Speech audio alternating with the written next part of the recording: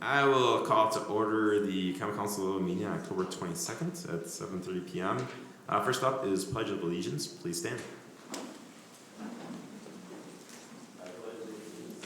All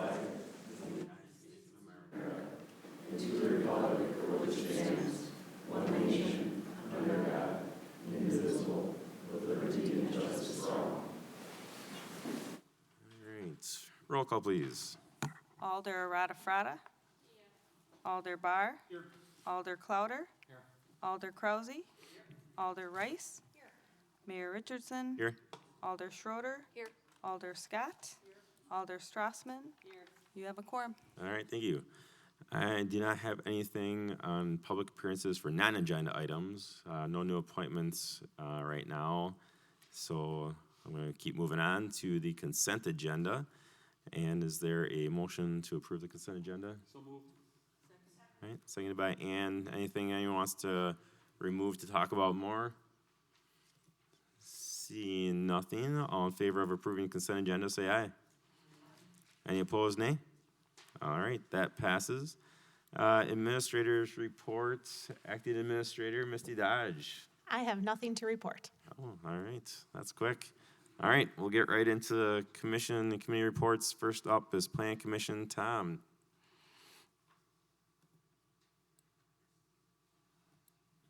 The first one I have is resolution. It's R-176-19, a resolution granting an underground electrical easement on Outlot 36, Terra Vista.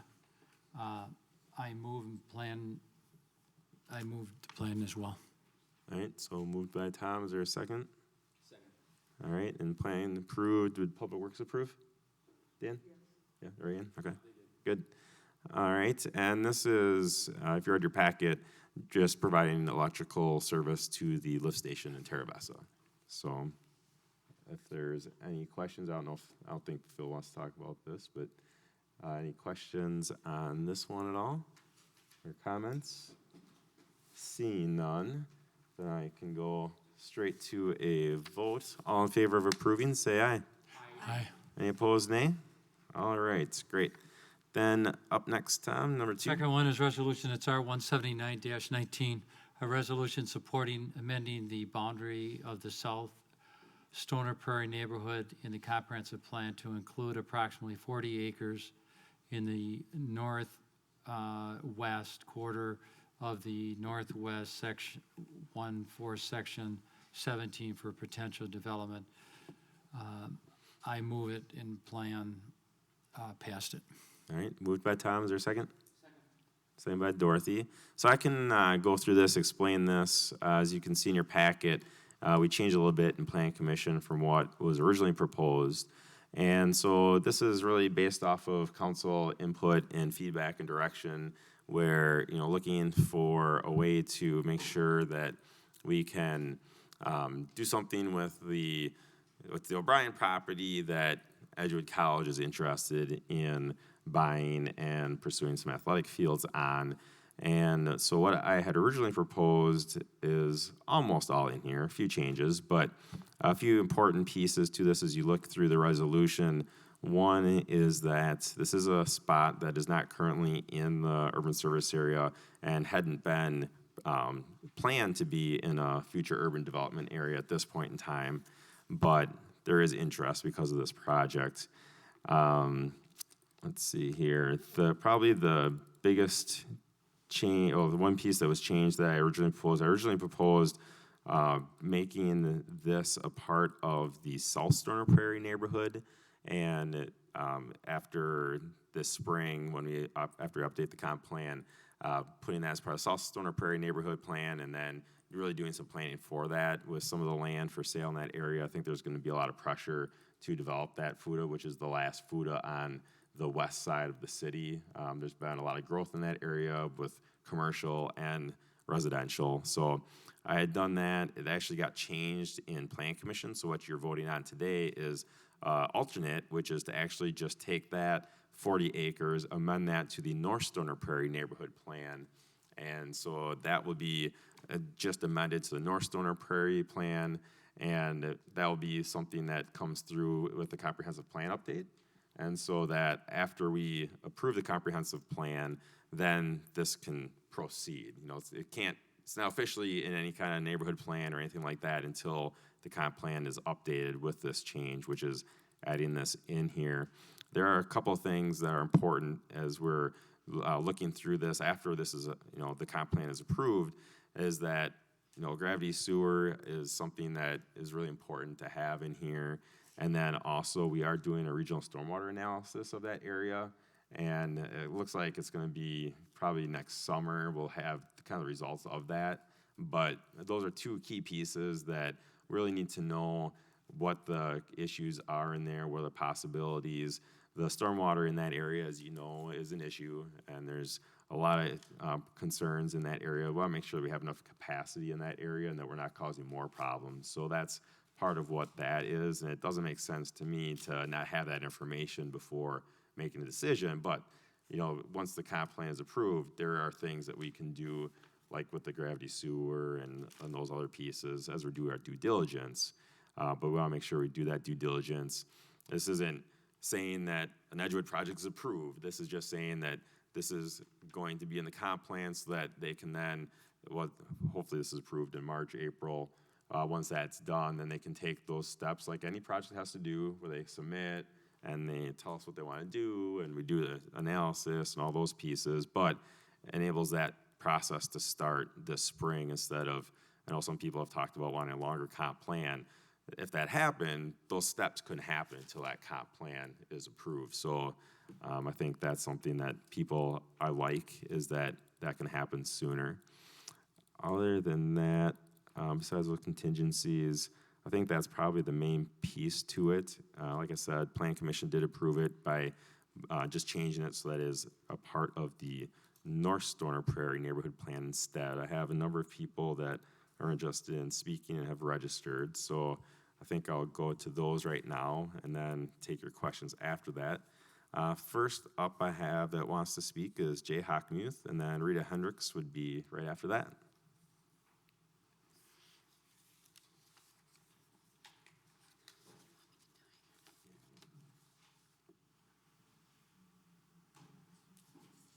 I think I should probably start trying to remember to do this at the beginning of council. Just a reminder for anyone who speaks, and Jay, you've done this a million times, you know that people have 3 minutes to speak, and so we do ask people to stick to that, and we'll give you kind of a heads up when you get to that point. So go ahead, Jay, when you're ready. Thank you for the opportunity to appear here tonight on this item. It's been on the agenda for several consecutive council meetings and plan commission meetings, and hopefully tonight there will get some further clarification on how to proceed to deal with it. At the onset, I'd like to say that I have been involved in this, and I am not against this project. I'm not for it. I just need more information about it. And with respect to the process that would be followed to gather that information, I think that the resolution before you tonight still needs some work. It can be improved dramatically to eliminate ambiguities that exist right now in the current wording. And the comments that I just handed a copy of, I'd like to go through a couple of key points in the resolution itself and explain why I'm suggesting these changes be made. I think that the council should not go on record tonight in support of adding this 40-acre parcel to the North Stoner Prairie. I think that should be a result of a process that involves public input and equivalent to a comp plan amendment process with several rounds of hearings and disclosure of the details. And I think that can be done after the comp plan is approved. By way of background, there was a schedule in Resolution R 12219 that establishes a timeline for updating the comp plan. I believe this body approved that in June after a number of iterations and a lot of consideration. I believe Edgewood came to at least one of those meetings and offered this project as a reason why the schedule should be changed. The council rejected that. I believe some could argue that this is an end run trying to reverse that decision. I'm not going to argue that. What I'm going to argue is that this resolution should be generic. There's other properties that are owned by people who might be interested in getting into the comp plan and having the urban service area boundary adjusted accordingly. A good example is the Oregon School District. The resolution, the wording that I'm proposing is generic. It allows people, after the comp plan is approved, in hopefully 5+ months, it allows people to come forward and offer a proposal for further consideration as an amendment to the comp plan. Now, in the past 10 years, there have been no major, there's been no major amendments made because it's been staff's position that a major amendment to the comp plan can occur except during the comp plan update. The wording that I've offered would basically be a workaround to allow those amendments to occur once this occurs. Is my 3 minutes up? Okay. Well, and I just hope that you do take a look at these adjustments and move to amend the resolution before you tonight. Thank you. Thank you. Rita, go ahead. Good evening. I'm Rita Burke-Henricks, Fitchburg resident for 15 years. First of all, I'm an Edgewood College graduate. We donate heavily to Edgewood College. We love Edgewood, or I love Edgewood College. In my day, it was only women. My husband went to Wisconsin. But I think it has to be done the right way. I attended several comp plan meetings, and they were very well done. And one of the main things that I heard at these meetings is that many people are concerned about the lack of information. They don't know what's happening. And one of the questions, several different people asked me if I knew anything about the Edgewood project that was out there. And what is the Edgewood project? I'm asking you to make sure you do this the right way, rather than trying to fix a mistake. The landowner and Edgewood want it done right. And there's a way. Make appropriate changes so that it's done right, so that we don't have to fix a mess. Thank you. Thank you, Rita. Mike, did you want to speak or just answer questions? I just want to make sure. Okay, so Mike from Edgewood College is available for questions. And Al, just want to verify your just questions as well. All right. Also available. Phil, you are next.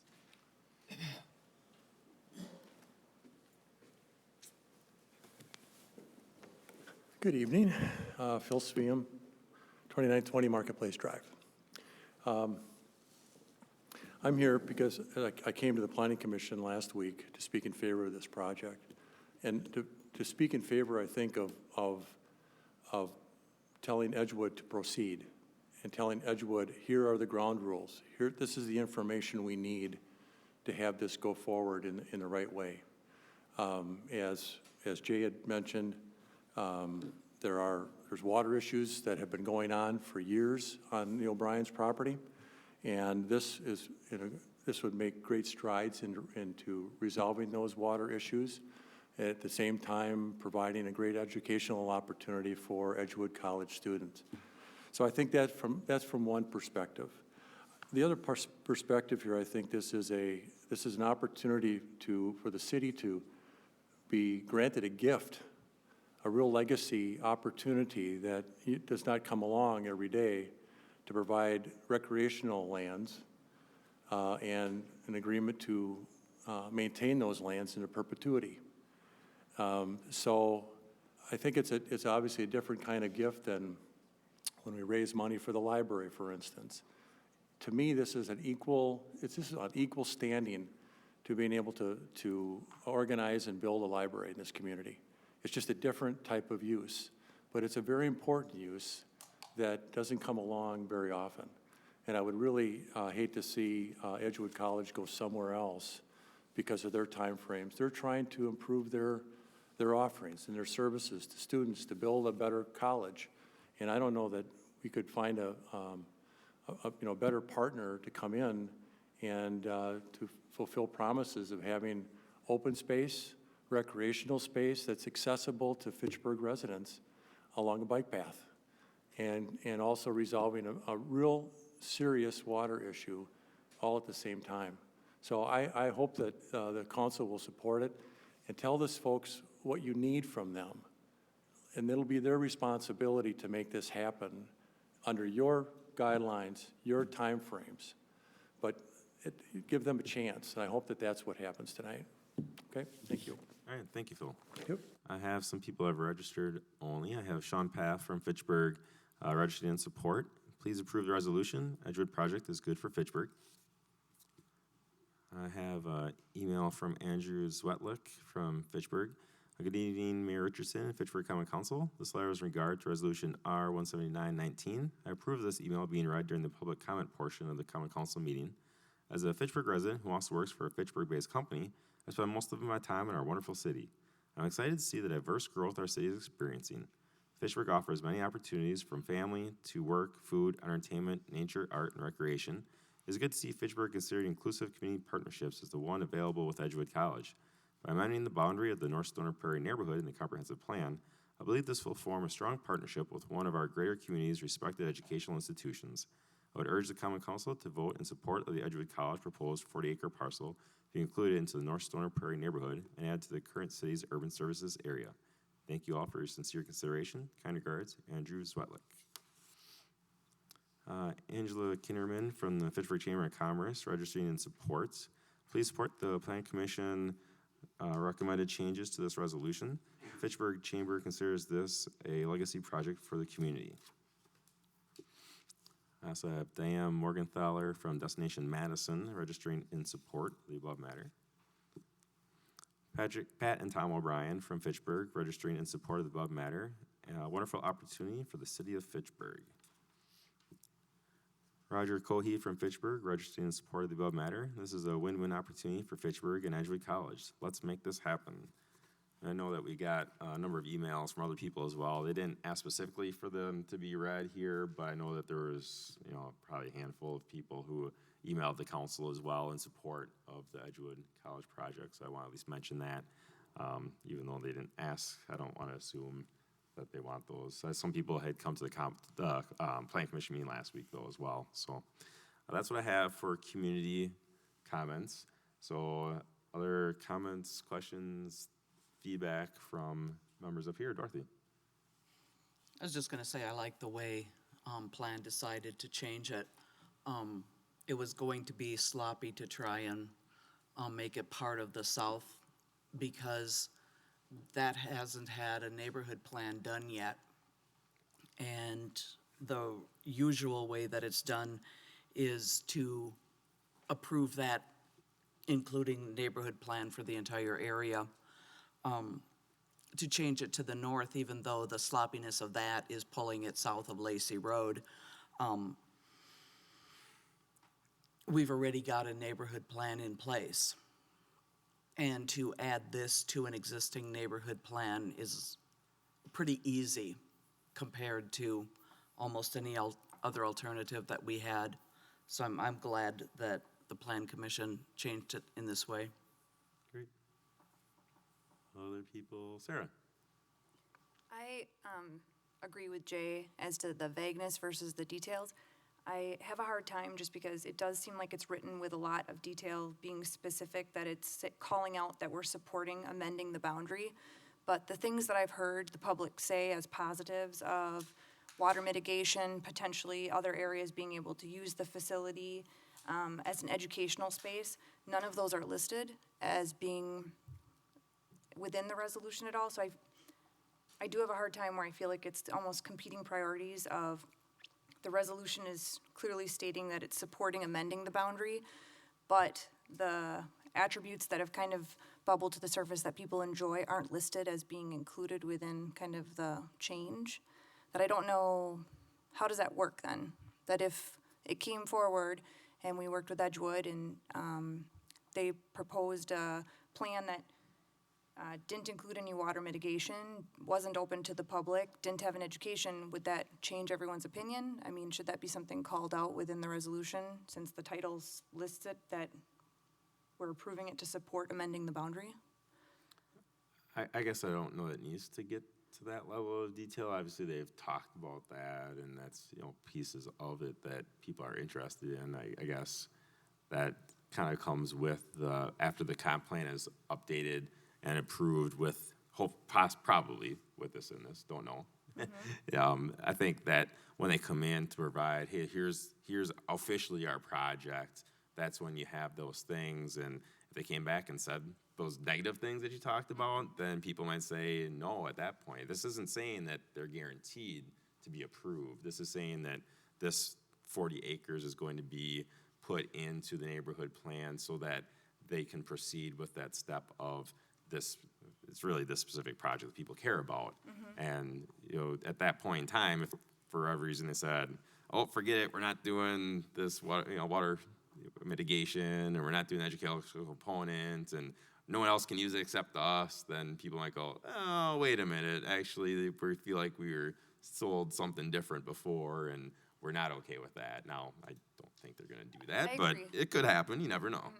I just am curious though, like if, how it was mentioned, should the resolution title be kind of made more vague since the plan being presented is still kind of within its development phase and is still pretty vague? Or does it have to be clearly stated that we're supporting amending the boundary? I mean, or can we support kind of this proposal to research? I mean, it feels strange to me that we're going to clearly state something where it doesn't seem far-fetched that in the future someone will come back and say, well, you clearly supported amending the boundary.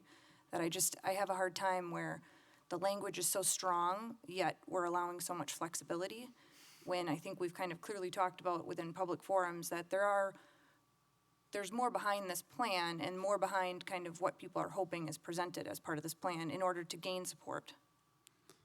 Yeah, I think it's also hard when technically Edgewood doesn't own the property either. True, yeah. We know what it's for, but as of today, as far as I know, Edgewood doesn't officially own it. So I think that you gotta be, it's a tough balance, and so I would say, Janelle. So just one point of clarification, I'm assuming within our process, one of the next steps is going to be that we're going to see a plan that's got more structure behind it.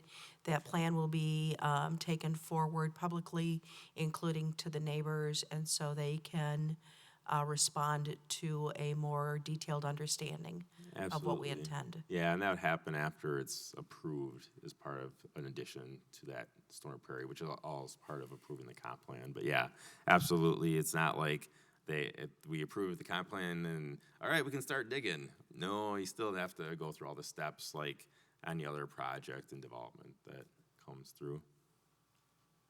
Julia? Sure.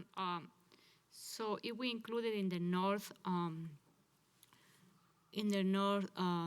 neighborhood, so does it mean that we are changing the service urban area is gonna be included So it would, automatically? there would, or well, we need- we have to get approval for it. We still have to go to CARP C and DNR, Okay, which okay, is I want another to- piece okay, that I has want to to clarify. get approved, Okay. yeah. Yeah, I guess I didn't mention that, but that's another kind Yeah, of so, okay. restriction that's required. Dan?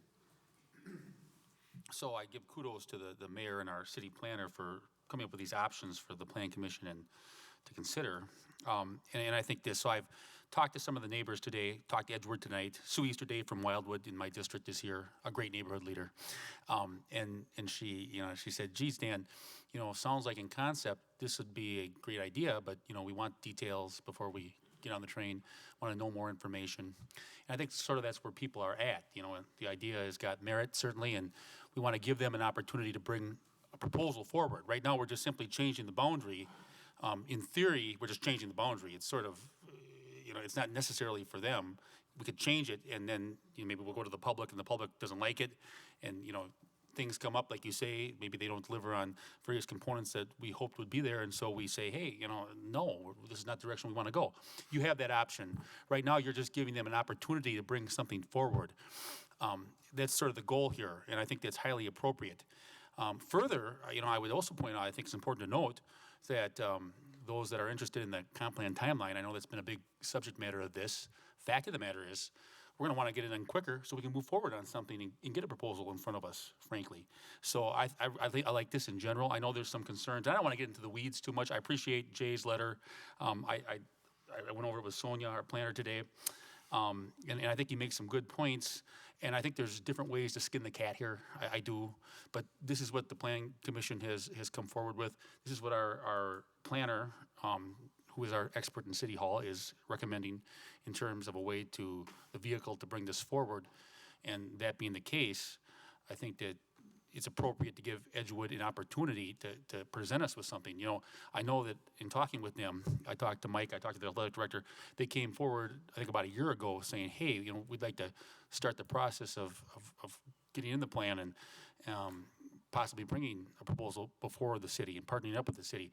And, you know, we don't want to miss the opportunity with this being our comp plan process to at least let them come forward with something. Now, if you don't like it, or the public says, nah, we don't got concerns, well, that's fine. But at least we want to give them the opportunity to come forward and make their case, just like we would any other project. I think it's fair. And so, that being said, I want to hear from my constituents in the future on this, but we'll have meetings, I'm sure, and people can contact me and others, and I think that's what democracy is all about. So looking forward to getting this going. All right, Julia.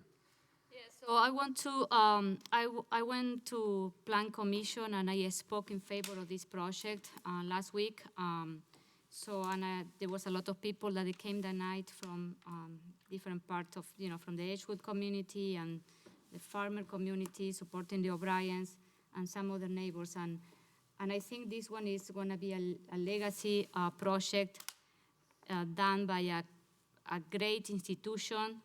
And I think we should move forward.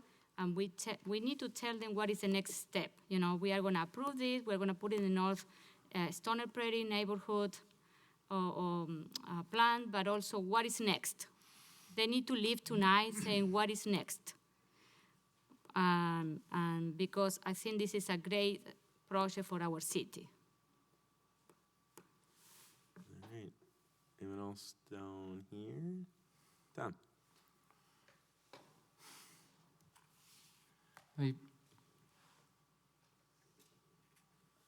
I think I want to start out by saying that from the Plan Commission, first of all, we had all members present. We had a full house. And actually, there was a good discussion for the other alders that want to hear. Edgewood presented themselves very well. There were alumni, there were students, there were faculty. I believe the athletic director is sitting in the audience tonight. They just presented themselves well. As far as the amendment goes, keep in mind it was placed in the South Stoner Prairie, which would add probably 200 and some acres, where we changed it to the, it was in the South Stoner Prairie, we changed it to the north and brought it down to the 40 acres. And the discussion went on for probably roughly 45 minutes maybe in reference to the same topic. I want to make it clear because I've been out there pushing this a little bit because of a number of reasons. One, it's in my district. Two, I think it's a good project for the city of Fitchburg. And I'm adding a third one, and it has to do with there was never a shortcut. We can hear from the neighbors. Anybody that knows me in my past, they know that's real important to anything that's brought forward is to hear from the neighbors. So to me, that's a given point. But there is something that bothered me a little bit on this amendment, the way this is written, because we did have during our discussion, and the discussion was to go the 40 acres and to also look at or include it in the urban service area. And now this has been written different. And I think there's a lot of things there. It's because it's close to North Stoner Prairie. I guess let's be honest about it. North Stoner Prairie, and I'm going to use my own terms, it's across the street. It's across the street. Is the North Stoner Prairie, Stoner Prairie development. And so, you know, I could be wrong, but I'm pretty sure that the planners, and no, we didn't write it word for word, you know, we did, and I'm not blaming Sonia. We discussed it, but we did also discuss the urban service area. So with that being said, as I just stated, it's been brought up, we don't want Edgewood, I'll speak for myself, I don't want Edgewood to look at another city. I don't think that's the way we want to go. And as far as the urban service area, to me, it's kind of a given. I mean, I know some people in North Stone Prairie want to think about that, which is fine. I'm open to that. But the discussion was, part of that discussion was to have it in the urban service area. And I guess at this point, I'd like to have Sonia come up here. Well, Tom, I just want to point out, so on the screen, the second whereas does talk about adoption of the comprehensive plan and subsequent amendment of the urban service area. So this does talk about essentially amending the urban service area to include this. Now, we need approval from the CARPC and the DNR, and that's towards the end of that second whereas it does talk about amending the urban service area.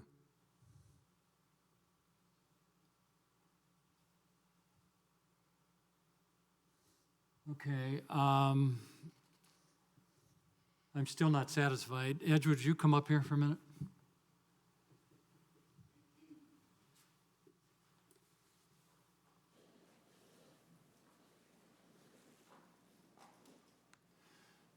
I had a conversation with some people from Edgewood, and I understood that you were at the meeting, correct me if I'm wrong.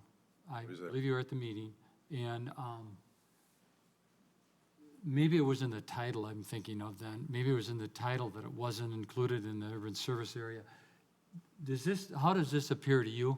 Let me ask you right out. How does that appear to you?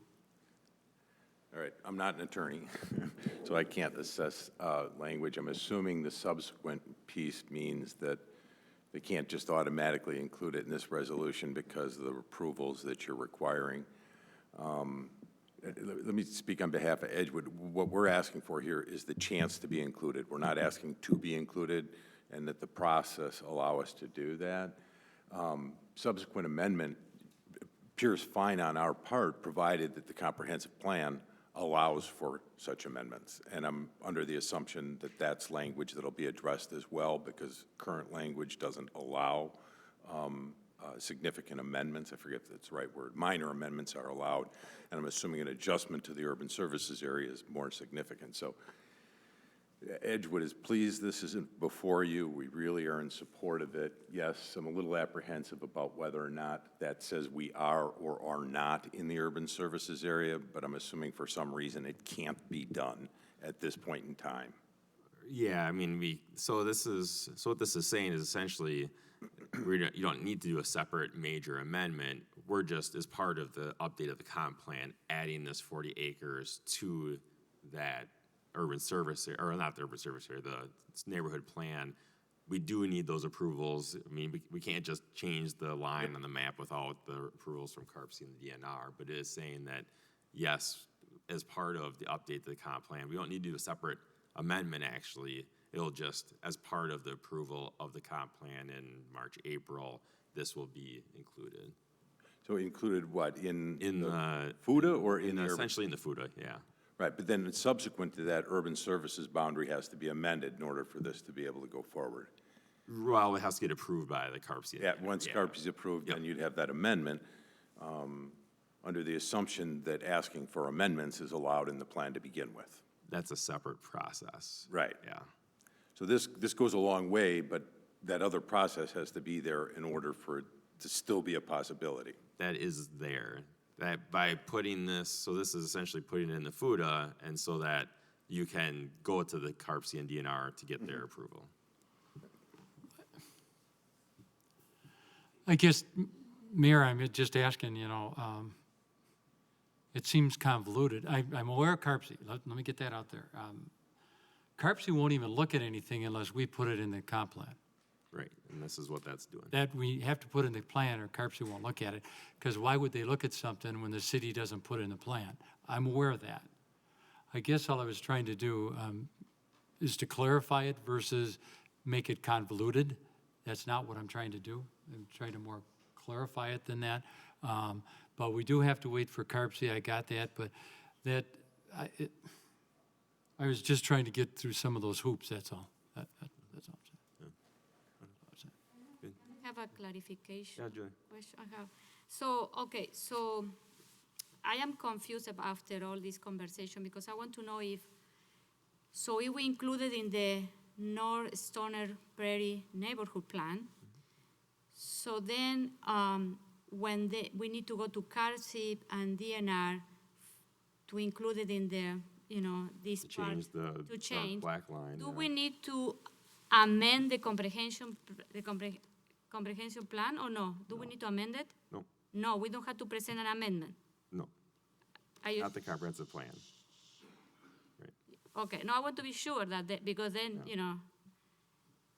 No, because part of the comprehensive plan update was saying that essentially this is part of the FUDA. We're putting this in a FUDA now. We're making a FUDA for this 40 acres. we are making a FUDA or we are. Well, we're adding it, including that already? essentially saying it's a FUDA Exactly. to the existing neighborhood plan. Ah, okay, because I'm Right. confused when you say FUDA. Okay. So we don't need to make another amendment. No, we won't. Okay, I want to be clear. Feel free to correct me if I'm wrong, Sonia. All right, anything else? Or are people ready to vote? I don't want to I want to make sure everyone gets a chance here. Yeah, Sarah. One last thing is just, I do worry that, and I know this is a special project and there's a lot of excitement for it, but I do think that we'd be remiss if we didn't talk about how I hope a precedent isn't set. I mean, when the comp plan was done, a lot of work was put into it. Sonia was just in RCC last night talking about the 7 models that were applied and how we got to where we ended up. So I just to not discount that I'm hopeful that this isn't a precedent for our future where we start making exceptions. Just a comment. Janelle and then Tom. So I just kind of want to add to what Dan said. I'm hearing, conversations from my neighbors as well, and they're some in support, some not. And so I realize the process that we're going through here, and just want to go on the record as saying that we will be going back to those neighbors and looking for their input once we've taken the next couple of steps and we have more structure behind this plan. Hey, Tom. Sarah, to answer your question, I guess, a little bit, and again, you don't have to agree with me, that's fine. But, when people come forward and the wheel squeaks, it gets the oil. It's happened in my district with Edgewood. They came forward. They stepped forward. They want to be in the plan. They want to be in the city of Fitchburg. I'll give you another one that they called me this week on. And I met with them. It's called Oregon Schools. And I won't get into it, but they want to be in the plan. And there's a church that I've talked to that wants to be in the plan. There's a farm, there's some more land that wants to be in the plan. People have come forward, and that's the process. If they don't bring it forward, they may be left out. There's no question about it. I've gotten down now to a science that when people call me about getting the comp plan, it's called 3 words. Get involved. Go to the meetings. Find out what's going on. That's how you're going to get in this plan. If you sit back, you may not get in the plan. So, Edgewood, and the bad part of this, and I think it just happened because the comp plan was in the horizon, but they probably came forward 1.5 years ago and they were told by city staff that just wait. Okay, well, here we are. Dan, and then Dorothy after. About the exception, because you're right, it does set a bad precedent, but it's an issue of fairness. Edgewood did come to the city a year ago and said, geez, we want to get this rolling. They were told to wait a year. Now they get here, and look, we have over 1,000 acres in our current urban service area that's undeveloped, and, it's questionable whether CARB-C or DNR would approve additional acres. I think there's a chance they may in this case because of the environmental component of this project.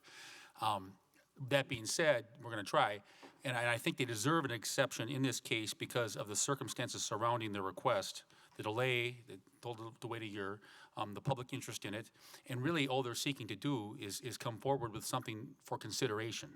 And I think that's only fair for Edgewood, wonderful community, wonderful school, that we ought to do that. And then let the public weigh in and look at what they bring forward. Nothing's been brought forward yet. We have some conceptual ideas, which I think are great. And as a representative, I want to hear from the public before I make any decisions. In concept, it sounds good. I like some of the ideas. I think it could be has a lot of potential. But we want to hear from the public. I think that's the most important thing. I'm not going to start waving the flag quite yet, but I think we just want to let it go forward and see what develops. I think that's fair. No harm, no foul. It is an exception, which I think you're right. It's a questionable precedent, not something we do. I don't think we would want to invite everything around it to come into the plan. I know there's a lot of people that want to do that. Questionable whether other items would make it. But I think in this case, we have some pretty solid justification to move forward.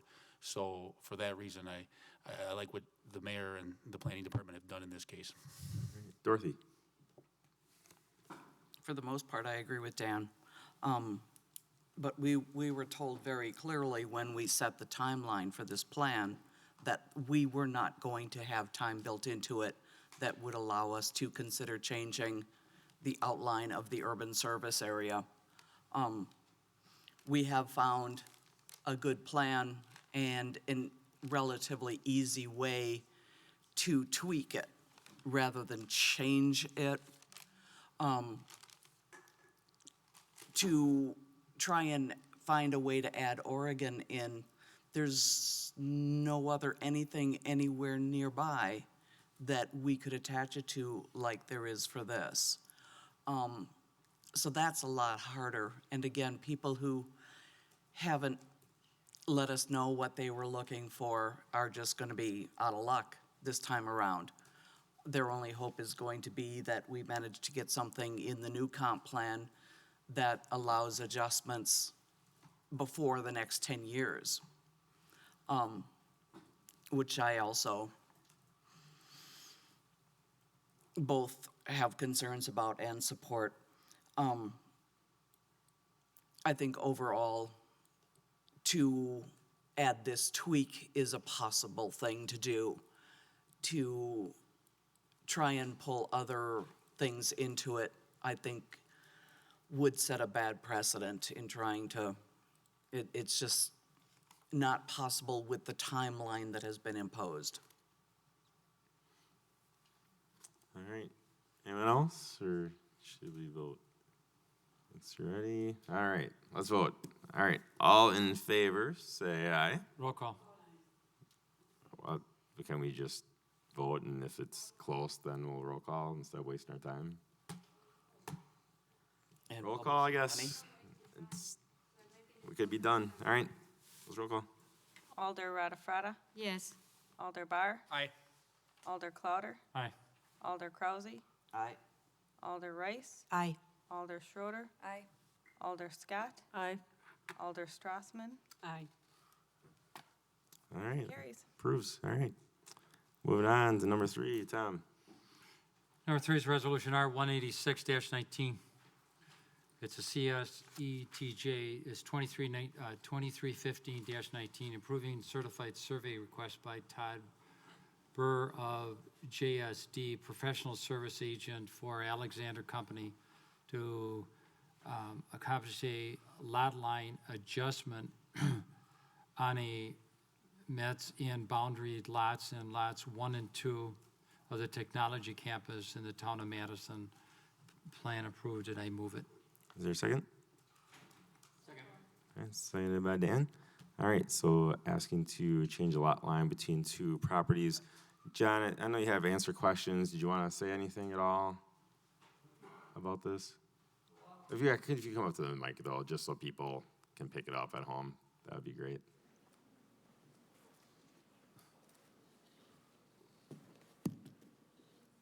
Lot line adjustment is to clear a building addition that was put on that ended up too close to the property line.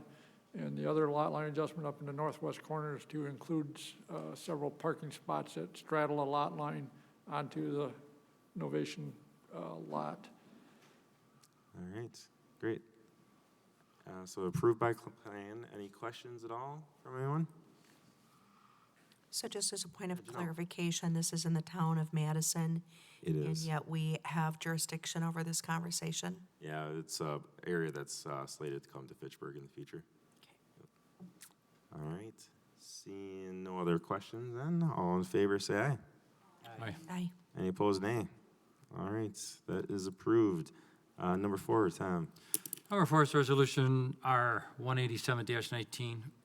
It's a CSETJ 2319-19, approving certified survey request by the Durfer Brothers Incorporated for approval of certified survey map to combine a Lot 2 CSM 8001 and part of southwest quarter of northeast quarter of Section 24. It's a Township 06, North Range 08, East, in the town of Verona, to create one lot. I move it and plan passed it. We approved. Yeah, is there a second? Seconded by Dan. All right, so something similar. Do you want to just give us a quick synopsis, John? Yeah, the Dorfer brothers are adding a little land from the farm onto the Lot 2 CSM 8001 to include a barn and a shed that sits over the property line and add some pasture land for an animal they currently have. The city's also requiring us to plat the rest of the 35 acres, so it's a 2-lot CSM. All right, and this is another one where it's actually not in Fitchburg, it's in the town of Verona. We have extraterritorial jurisdiction. It's not slated to come to Fitchburg. I don't think it, at this point, is never planned to come to Fitchburg, but because it's right on the property line, we do have the approval to approve or deny. Tom, do you have a comment? I didn't mean to catch you up. You're done. You're good. For some of you that don't know, if you're on Wayland Road and you're approaching Fitcherona, the big farm on your left, on the corner at that intersection, that's a Durfer farm. And the mayor's right, this was out of our, it's not, it's out of the city of Fitchburg, but keep in mind, there are Durfers that live in the city of Fitchburg, in beautiful District 4. So I just want to let you know, just in case you didn't know. All right, any other comments, questions at all? Seeing none, all in favor say aye. Aye. Any opposed, nay? All right, that passes well. Thank you, Jen. Thank you. All right, number 5, Tom. Number 5, Resolution R 189-19. It's a CS 231619, approving certified survey request by Stuart Brown, agent for SMR Real Estate LLC, for approval of a certified survey map to divide lots 1, 3, 4, 5, 6 of the Brown Business Park in a part of the northwest quarter of the northeast quartered Township 6, North Range 9, East, to create 3 lots. And I move this plan past it too. Is there a second? Second. All right. Do you want to talk about this, Tom, or you want me to talk about it? What Stu's trying to do here, if some of you don't know, Stu Brown was on our CETA for a long time. He owns Brown Sales, longtime Fitchburg resident. He lives in District 4. He lives in Seminole Forest. And what he's basically doing is he's, I'll cut to the chase, he's selling some properties, some lots he had. He's had them for a long time. And he's in the process of selling them. He was going to build on them, and he just changed his mind, and he's selling them at this time. He's kind of cleaning it up. I think there's a bunch of small, awkward-sized lots, and he's just consolidating them into 3 lots. Yeah, Julia? We did something in Plan Commission with this lot. Do you remember what it was the difference that we approved last year compared to what is coming tonight? I was trying to remember, but I think it was think insert the It road. might be the same thing, but it expired because it's over a year. Oh, Lot 3 is a little bit different, okay. so similar, but not quite the same. Just Okay. rearranged them, I think, probably because of who is interested in buying. Oh, okay, okay, okay. They maybe wanted something a little bit different size or something like that, so. Okay. Other questions at all on this piece? And seeing nothing, all in favor, say aye. Aye. Aye. Any opposed, nay? All right, next, number 6, Don. Last one I have is, it's ordinance 2019-33, an ordinance amending chapter 26 zoning ordinance to amend section 2672 related to the on-site signs for Verona Road reconstruction project. The project number over there is 1206-07-05 from the Plan Commission. I move approval. All right, is there a second? Second. Seconded by Ann. Do you want to talk about this, Tom, or you want me? This one I can, yeah, I'll say it quick. What happened with the new Verona Road construction, what this does is it gives approval for the signs to be taller than our ordinance were.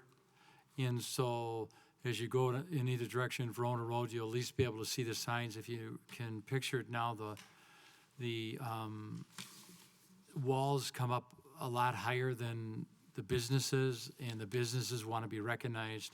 So what's happening, it just pushes the signs up so the public can see it when they travel Verona Road. But not only the public for that, when people are looking for a business, it's easier to identify it if they see maybe a sign. If something tells me they're coming around, the signs. Yeah, and I know that this is all part of the Verona Road reconstruction. This is primarily around like where EMS is, Mount Supply Food Warehouse, where the road is going pretty high to go over McKee Road, and so really obscured those buildings. And so this is something that was adopted. I know the kind of outstanding question, and kind of depends on your perspective, I guess, interpretation. Does that mean that the sign can be right up to where the road is, or should it go another, I think it's 25 feet, so that it can clear any semis or cars or anything like that, so you can still see it if you're in traffic? So I think that's where the question came in is, does that mean that right where the road starts, you just start the sign right there, or does that actually mean that it should be able to go even a little bit higher than that to clear traffic, so as people are driving down the road, it's not obscured by a semi or something else next to them, you can see it a little bit easier. So this is saying that it should be higher, not just to where the road ends, it should be higher than that. I'm guessing, Dorothy, you comment on this one? Yeah, I sent everyone, and I don't mind if my email that I sent to council gets included as part of the minutes. My concern is how that piece of road is going to look by the time all the businesses that are eligible to have this increased signage are going to look. My pictures came around. What I asked for was some visual illustration of how high above the roadway in each of these pictures the sign would be, how it would look. And I also asked how many other of the businesses along there would be eligible to have a sign that's going to be basically a sign on a pole well above. The question that I have for Sonia, if you could come up, is I'd like to know how tall the AMS building is. You can see the letters on it from the off-ramp now, but I don't know how tall the building is. I know the height that the current ordinance would allow would be 41 feet, but they're asking for 50 feet. I want to know how high above the peak of the building that would mean. Yeah, I'm sorry, I don't have that detailed information. It's something the applicant should really be here further justifying. In terms of the staff review, we only reviewed how tall the sign was from the grade of the property, which was 41 feet just to clear the new road elevation. And then per plan commission direction, the ordinance was amended to allow it to be 25 feet above grade of the new road elevation. Elevation. I don't have that information. And that depends on at what point you're asking, because they are well below the peak of the bridge, but it looks as though they're asking for 25 feet above the height of the bridge. I believe the drafted ordinance language, it's in the packet, says that the new sign would be able to be 25 feet above the new road elevation at a point adjacent to the business. So rather than maybe at its peak over the intersection of McKee and Verona Road, for example, it wouldn't be 25 feet above the highest point of the new road elevation. It would just be the point in front of the business that's applying for the variance. So 25 feet above. How tall is this room probably?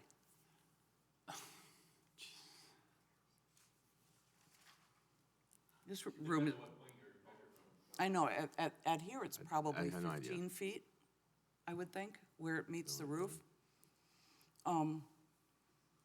What I don't want is the visibility of having visitors to our city drive down and not only see the street signs that they need to pay attention to, but also see a bunch of signs on sticks driving down the roadway.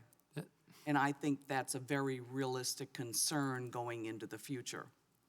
I don't want to give more height than is necessary. I don't think we already guarantee that every business is going to be visible above other businesses and above vehicles traveling.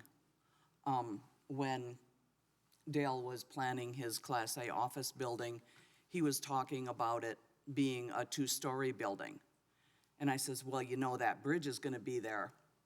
And as people go over the bridge, they're going to be looking down on your roof.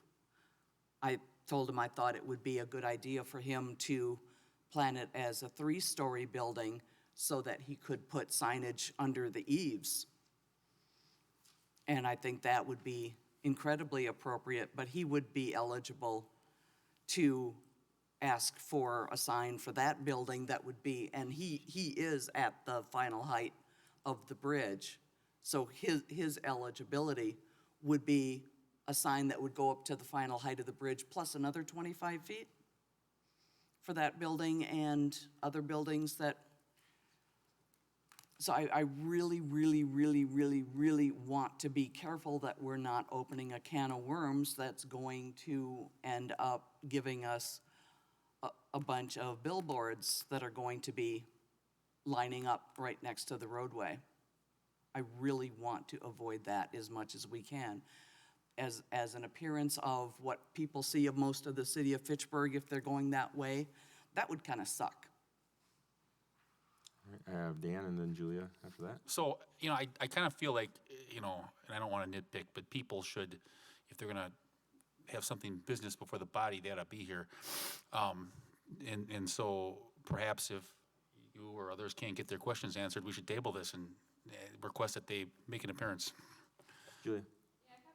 Question. I have some concern about the how it's going to look this in the future if we allow this type of sign, you know. And then my concern in the package is there are 3 applications for business, so it's going to be one pylon sign for the 3 business, or each of these businesses applying for one sign. Well, You know, this is my question. My other question is, I think I am concerned about the precedent about how many other businesses are going to come with this type of sign. This sign, I was reading the package, is going to have light. So my concern is in the future, if we have to be careful, because it could be like a Las Vegas Strip in 10 years. Everyone can come and put signs, like, so how is going to be the control? I know that there are some requirements and that they need to follow with the DOT and all of that in order to put a sign, but, I remember when the hotel, the Stanbridge, tried to put a sign, like 2-3 years ago. Oh my God, it was, they wanted to make it a little bigger, and the city put so many bats and this. I think they had to go to appeal and all of that. So now I remember that, and now we are kind of being so flexible and allowing, I would like to have more clarification about how we're going to use this sign, and, and I don't know. Yeah. Yeah, a couple of things. I think, one, this is for the ordinance, not for the specific request. Now, that request was approved contingent on the ordinance approving, which is why the applicant isn't really with this. That's why they're not here, but we can certainly ask them to come to answer for that. But this body actually doesn't approve that piece to it. The one that is currently submitted has 3 businesses on it. That doesn't mean the future ones will have 3, 4, 2 businesses on it. They could have individuals. The first one anyway, has more than one business. Don't know if other ones will. And I know that it really is only the businesses that are losing visibility, which isn't the entire Verona Road. I don't know that you have any idea how many that is. I don't think it's more than 10. No, I don't have that number. I think Lisa might have sent that to you, Dorothy, in terms of the businesses impacted by the Verona Road project. She sent it to the entire council. Sure. Dorothy? The main point is that staff spent time with Cindy Yagi and the Verona Road Business Coalition with DOT, I would suspect, to come up with appropriate compromises to help businesses out. Because we all said, yeah, there's going to be businesses who are going to be impacted by having this big highway go in front of their businesses, and we need to find a way to make allowances. The ordinance that we're looking at amending is the ordinance that is the compromise to help those folks out. What Dale Benjamin particularly is asking for is to go over and above what that group had put together as a package of a reasonable way to help the businesses. And he's just wanting to push the boundaries. And I'm saying no, I guess. We shouldn't push beyond what a study has already given as an appropriate compromise to help these folks out. Yeah, I mean, again, I would say if they want, if they want to justify this, they should come.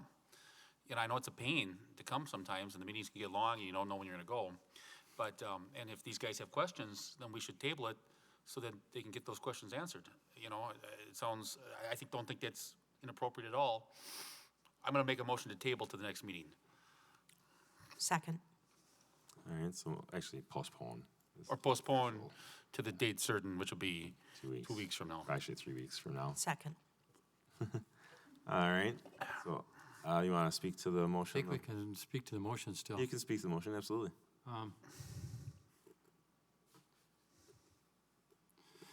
This was discussed at the Plan Commission for, quite a while, not too long, but the planners, we felt it was reasonable what Benjamin was asking. Again, I'm going to go back to this, Benjamin, he doesn't get a pass. I don't mean it like that, but been here a long time, and he just asked to have a sign put in, and personally, if I had a business and I ran the business there, I'd want the sign. I'd want the sign. And, it just seems like I can't speak for Dorothy. I don't mean to. But all I'm saying is it's this is one of those that it just seems to be, And you make a good point that if one gets it, others would want it maybe. You know what I'd say to that? Probably so. Probably so. If you have a business on Verona Road, look at Verona Road, how the landscape has changed. It's huge. It's not a small project. It's a huge deal. And I could see some of those businesses want a larger sign. And I don't know why we're postponing this. I just think you should vote for it. I don't want to postpone it. I want to vote for it. But, you know, I can just hear the public watching this now, what they're saying. Look at Fitchburg. You know, what do we have? What hoop are we going to jump through now to get a sign? It's a sign, you guys. And they just want it. We talked about this. The planners talked about it. Mayor, tell me if I'm wrong. I thought it was unanimous. It passed. I think Okay, so. don't I can't don't say comment. for sure. But anyhow, I can hear some of the concerns. I do. You know, I just sometimes it just seems to me that common sense can outweigh, including myself, some opinions, including myself. You know, it's just, they want the sign. They've been here a long time, over 30 years. We're going to probably get another one. You probably get one from, you know, wouldn't surprise me if you get some others along that corridor. But, I mean, just common sense goes a long ways. All right, Julia and then Dorothy. I want to ask a question for clarification. So the original ordinance, what is the height? The original ordinance, adopted in 2014, allowed a waiver for the businesses to exceed the height in the normal sign code, which is 25 feet. And it allowed them to exceed that amount only to the minimum amount necessary to clear the road elevation. So for this specific property, that was 41 feet. Okay. And that was the staff recommendation on the original permit. And then the Planning Commission directed staff to craft the ordinance amendment to change the grade where it's defined to be the new road elevation, so 25 feet above that. So, so the planning department recommended 41. Correct. So why we don't, you know, I think, Tom, I agree with you. We should do, I want to do this correctly because, you know. Just a reminder, we're speaking on the postpone amendment, though, not on the ordinance. What is postponement? To postpone it 2 weeks. Table of the next meeting. To table it, Well, for 3 weeks. but can we ask more questions because I want to clarify a couple of questions that. Yeah, I just want to make sure that you're speaking about postponing or not postponing, not about whether we should approve the ordinance or If not. you let me finish, I can, okay. So my question is why we don't, approve what where the planners, that they are expert, they're saying us 41, we compromise. Instead of the 50, 41. And just to clarify, the Plan Commission disagreed with the staff recommendation. I know. Yeah, I read the package. But, Tom, I agree with you that they have a wall in front of the business, but also we need to consider what the aesthetic of that road in 5 or 10 years when all these signs start popping up. We need to have how we're going to do it in a way that doesn't. This is my only concern. I agree. Those businesses are suffering a lot. But I want also to, if we do this, we do it right. So again, reminder, we're talking about postponing or not postponing. Dorothy and then Dan. Yeah, I'm not seeing Dale not being here as a reason to postpone. He certainly could have been here if he chose to. But what my initial question was how tall is the building? I'm going to guess the building at between 25 and 30 feet, which means this sign is going to be 10, 15 feet above the building height at staff's suggested height. He wants to go another 9 foot above that. I don't think that that's necessary for any of those buildings. And I am talking about my district, and I am talking about a project that I have been heavily involved in since long before I was ever elected. So I bought my house and soon after heard about this major road construction and decided that I needed to pay attention to that, so I knew when to sell my house and get out of the area. And then I got elected.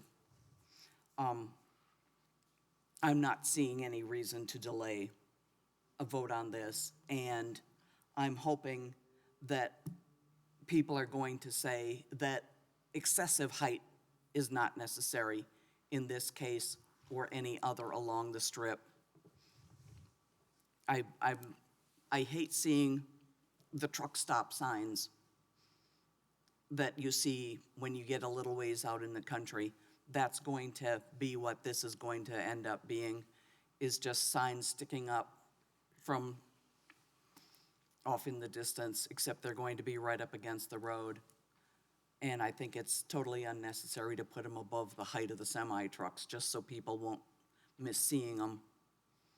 I think 41 feet is plenty high enough. That's already going to be probably at least 10 feet above the height of the building, and you can see the sign on the side of the building from where traffic is now. I don't see any reason to add the excess height. So I would like to vote on this tonight. All right, I have Dan and then Sarah. So, and I don't necessarily disagree with Tom, you know, it's not that I'm against giving them this slack, I guess, or additional, you know, I just want to know why they want what they want. He manages his business, he should be able to tell us that. And if he can justify it, then that's great, but, you know, we're just here and it's like there's thin air, I don't know. I mean, he can probably tell us why he needs what he needs and justify it, and then you can decide if you want to give it to him. I mean, that's. I'm going to answer that a little bit. You just made me think of it, Dan. I want to help the businesses. Talking, and for Dorothy too. I don't want to beat this to Well, death. can I put you on the list? Is that all right? Because I've got Sarah and Janelle who both have asked to speak. I want to make sure we keep some order here. Sarah? I watched the plan meeting, and I am surprised this is actually being debated so much, just because in the plan meeting, I actually thought it was pretty clear that the businesses are good partners to Fitchburg. They rely on visibility for people driving that road to stop at their businesses. And without a doubt, right now when I drive, I can see their point of they've lost that visibility, so something needed to be changed. So I guess I'm against postponing as well, just because I think businesses are an important part of Fitchburg, and they need the visibility for their business to be successful. So that's just my comment. All right, Janelle? I agree with everything that Sarah said. Two questions that I would like clarification around is how do we make certain that we have a limited level of permissions here? And so this is only for a certain number of districts or certain number of businesses, and it doesn't become more than that. And then I think it would be also helpful to clarify some limitations within that signage. And so it stays appropriate to what we're trying to accomplish. All right. Tom, do you want to comment? Yeah, you guys are ringing my bell. What happened, now it's coming to me, the semis. Mayor, you were there, now that I think about it. The semis, if you're a car next to a semi, you can't see any sign. You won't see the sign. And that's, I think, why we went even taller. Because the Plan Commission, just in willy-dilly, let me rephrase that. There's no Plan Commission out here that's willy-dillied. We haven't. But the deal was, if you're a vehicle and you're by a semi, you can't see these signs. And there was a piece to it. And I think that Pertzborn, is that who I'm thinking? They tell you that who's the business that wanted the sign? EMS is the main one on this sign. AMS wanted it due to the fact that he owns the building, that was it. He owns a building, but it's owned by the plumber, Dale Benjamin owns it. Dale Benjamin. There we go. Jeez, that's what happens when you get over 20. But I gotta tell you, that was it. It was the semis traveling on that road. You can't see over them. Take it for what it's worth. All right. So let's go ahead and vote on postponing until the next meeting. I think that's 3 weeks. Let's do a roll call because I think it's going to be somewhat split here. So this is to postpone it or to keep talking about it tonight. Alder Rada-Frada, No. Alder Bar, Yes. Alder Clouder, No. Alder Krausey, No. Alder Rice, Yes. Alder Schroeder, No. Alder Scott, No. Alder Strassman, No. and you have So we are not postponing, I believe, that says. All right. Any further comments, or would you like to go ahead and vote? Seeing no other comments, we're going to roll call again. You have a comment or a question, Julie? Amend this to, instead of be 50, to be 41. You can do amendment to change it back to what was originally proposed by staff. That is something that could happen. Yeah, I would like to do that. All right. So you're, Second. so you are amending to go back to the original. Do you want to clarify, Sonia, what the original staff recommendation was? So the original 2014 ordinance read that a detached sign could exceed the 25-foot height only to the height necessary to clear the new road elevation. So it might be 41 for this business, but not 41 for the other affected businesses. So it depends on the grade, yeah. Yep. Okay. So I think really your amendment is to go back to staff recommendation. Yeah, yeah. All right, and that was seconded by Dan. So comments on the amendment at all? Do we No? have a mechanism to limit the specific businesses that would be considered as part of that? It's only those businesses that are identified in the Verona Road project. The WISDOT number project is included in the ordinance. Thank you. Dorothy? I was just gonna say I would support that, because that's what I want. All right. Anything else? All right, so this, I will have a roll call because I think it might be split again. So this is to amend the motion to go back to the staff recommendation. Alder Rada-Frada, Yes. Alder Bar, Alder Clouder, No. Alder Krausey, Yes. Alder Rice, Yes. Alder Schroeder, No. Alder Scott, Yes. Alder Strassman, No. yeah, 5-3. So that passed. So the motion now is to go back to the staff recommendation, which is to clear essentially whatever walls in front of the building. For this one, it's 41 feet, but it's higher and lower for other businesses as well. Is there any further comments or amendment? Dorothy? Are we going back to an existing ordinance? So we shouldn't need to vote on it then? Well, I think you still want to vote on it to Motion. clarify. Yeah, there's a motion that you have to vote on.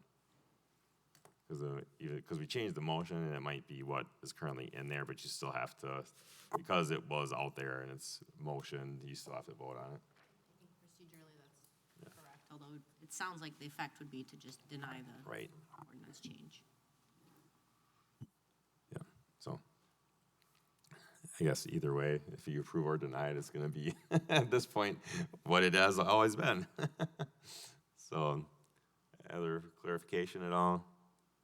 All right, so a yes would be to approve as proposed by staff, which is really just kind of saying keep it what it is right now, and an A would say, no, I don't like that. So let's still roll call, because I think it's going to be split still. Alder Rada-Frada, Yes. Alder Bar, Yes. Alder Clouder, No. Alder Krausey, Yes. Alder Rice, Yes. Alder Schroeder, No. Alder Scott, Yes. Alder Strassman, No. 5-3, motion carried. All right, that is approved. All right. For anything else on planning commission you want to talk about, Tom? There's nothing else to make a motion on anyway.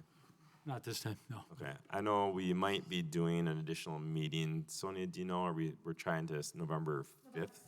We're gonna try and do an extra meeting, just because at the last meeting, we didn't have enough time. It was getting kind of late, and we want to talk more about comp plan and some of the information that you're gonna hear tonight, actually, so we're scheduling that.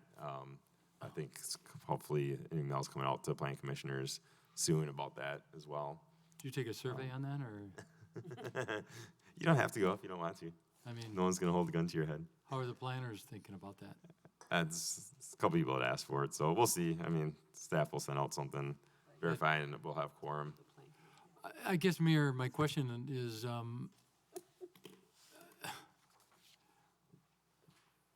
are you taking a head count, or is this something we're just gonna do? Or what do the planners think of that? Because obviously that affects their livelihood and their schedule.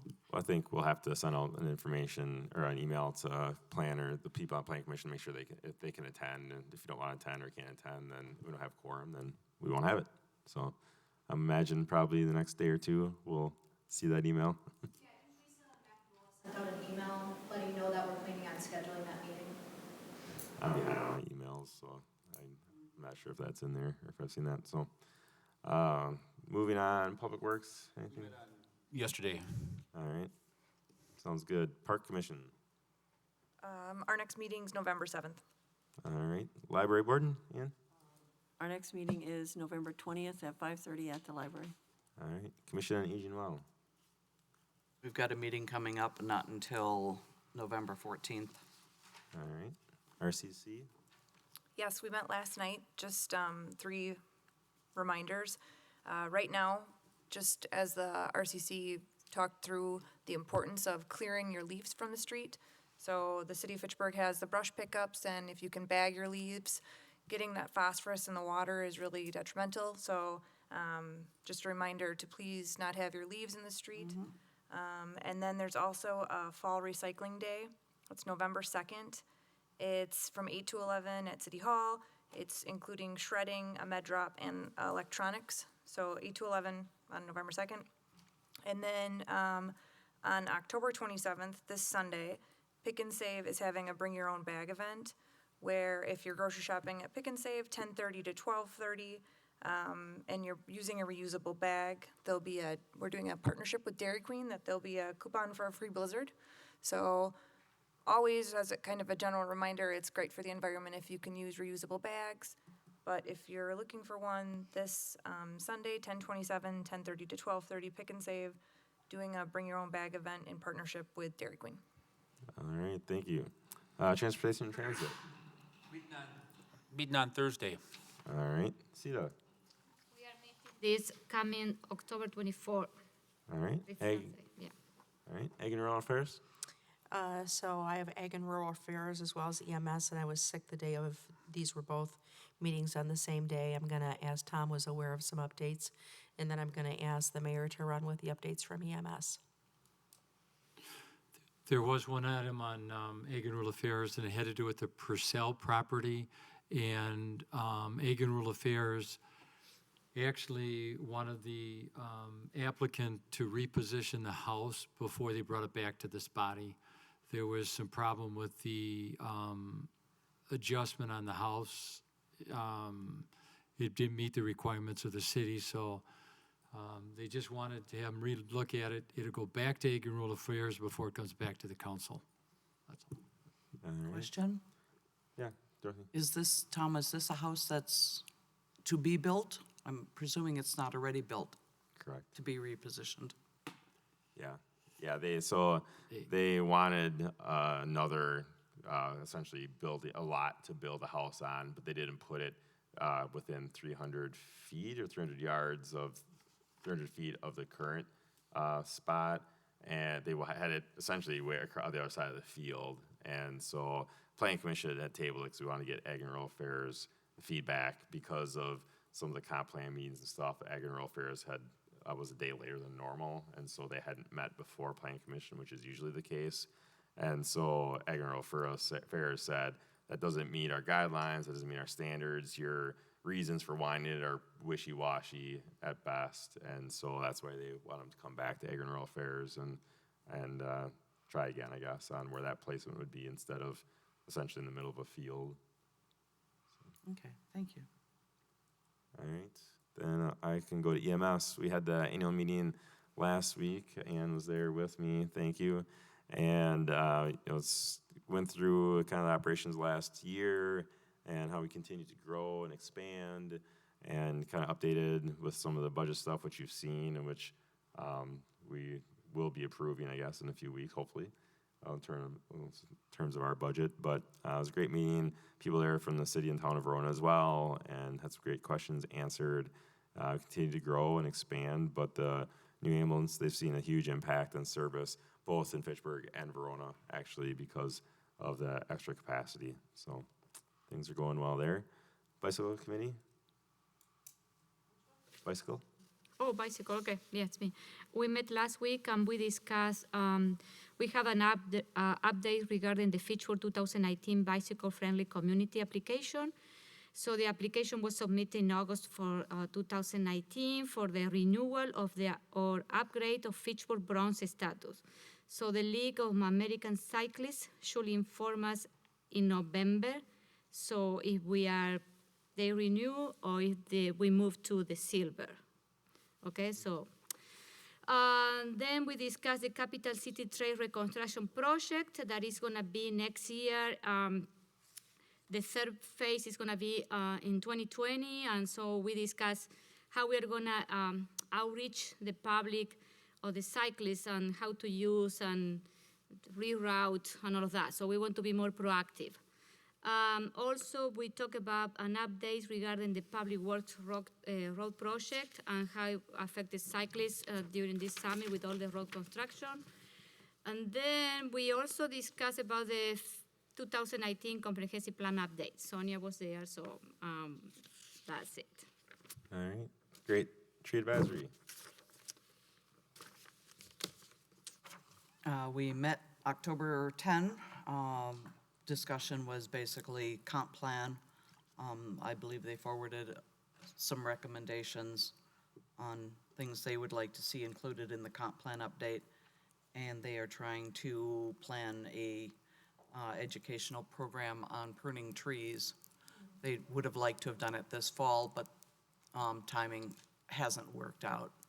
So they're going to try something in the spring. All right, great. Landmarks preservation? Next meeting, November 4th. All right. Going on to Finance Committee, Tom.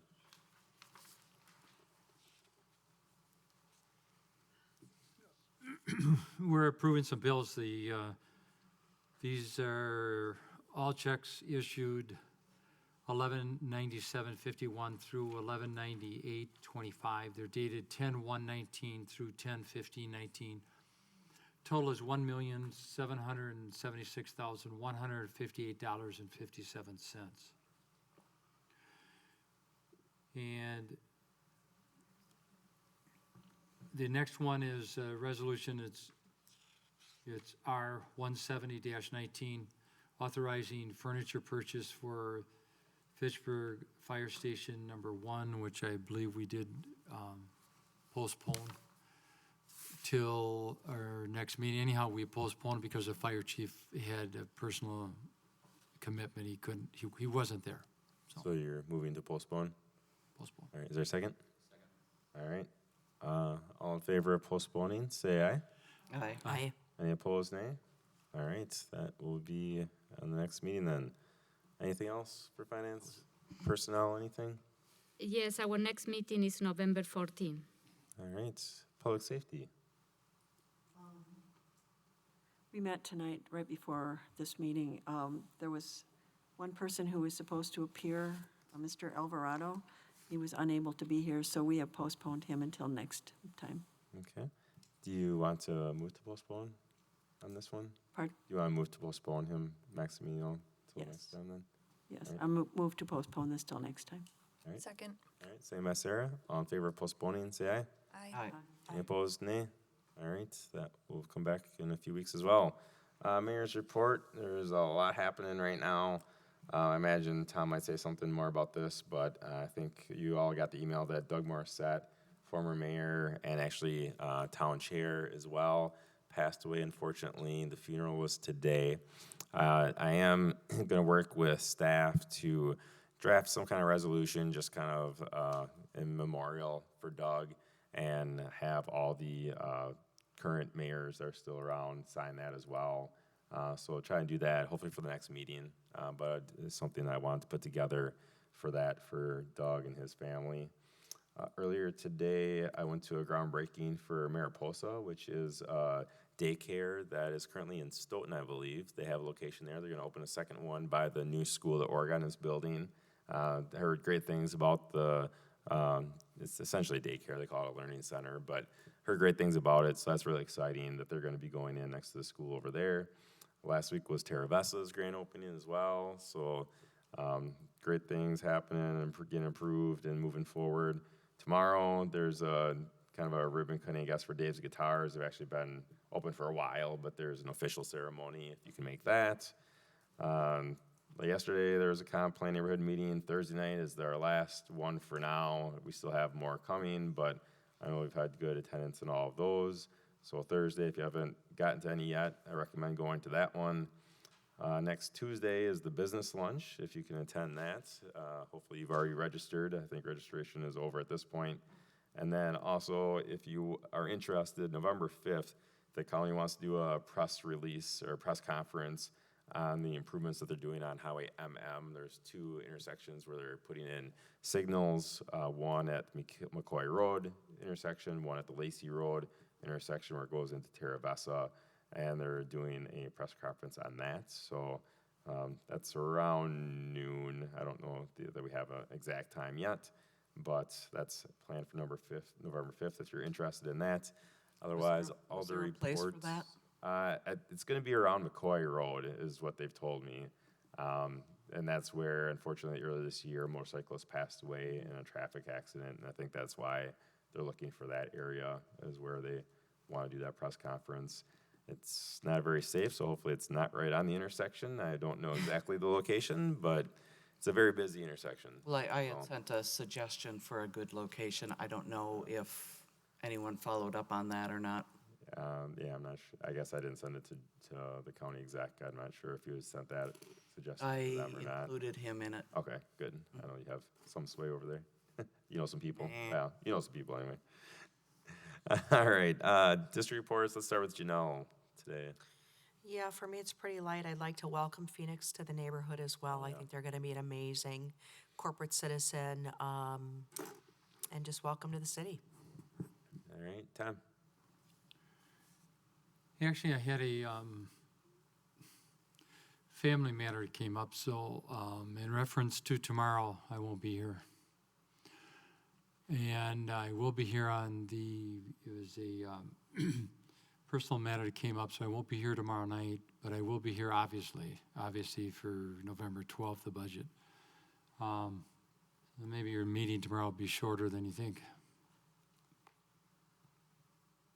That's all I have. All right, Sarah.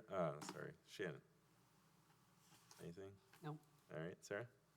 Only, as a reminder, end of October, last farmers markets that are outdoors, so just this next Thursday, last chance.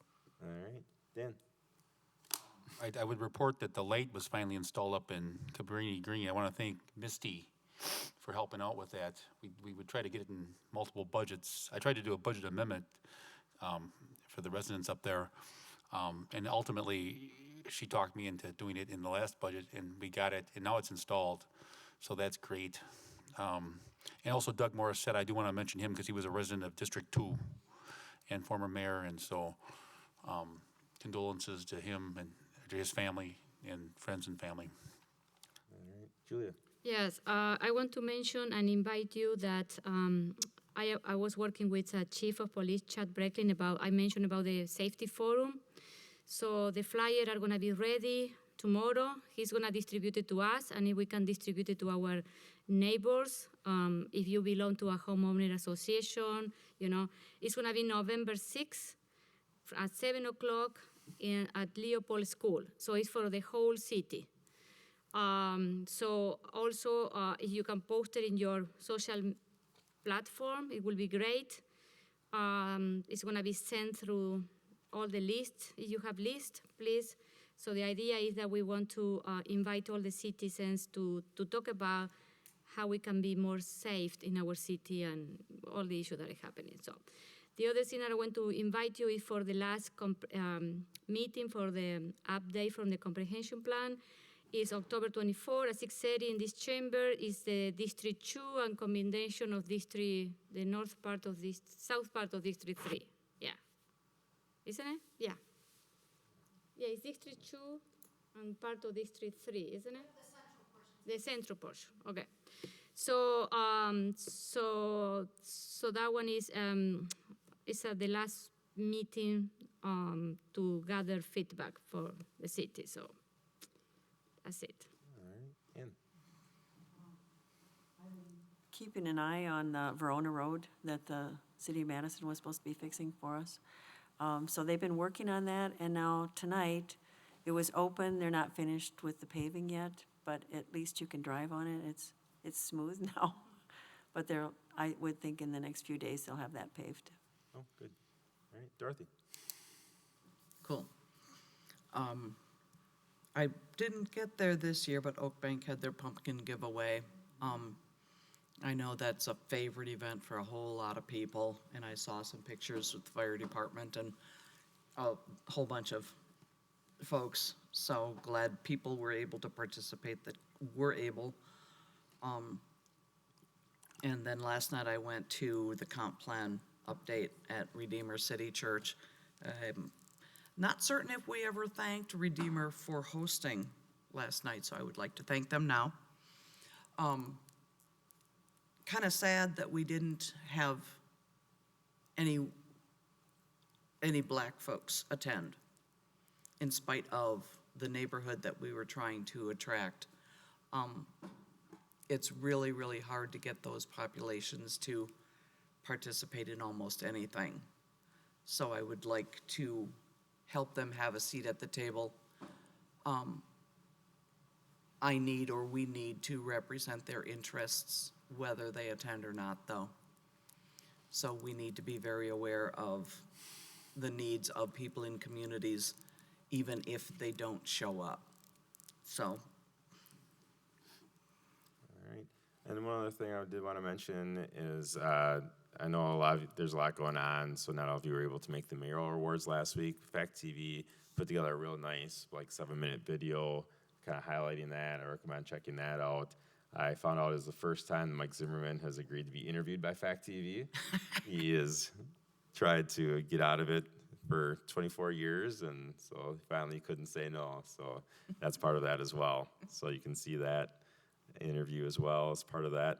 Otherwise, moving on to update discussion on comprehensive plan. Sonia, come on up.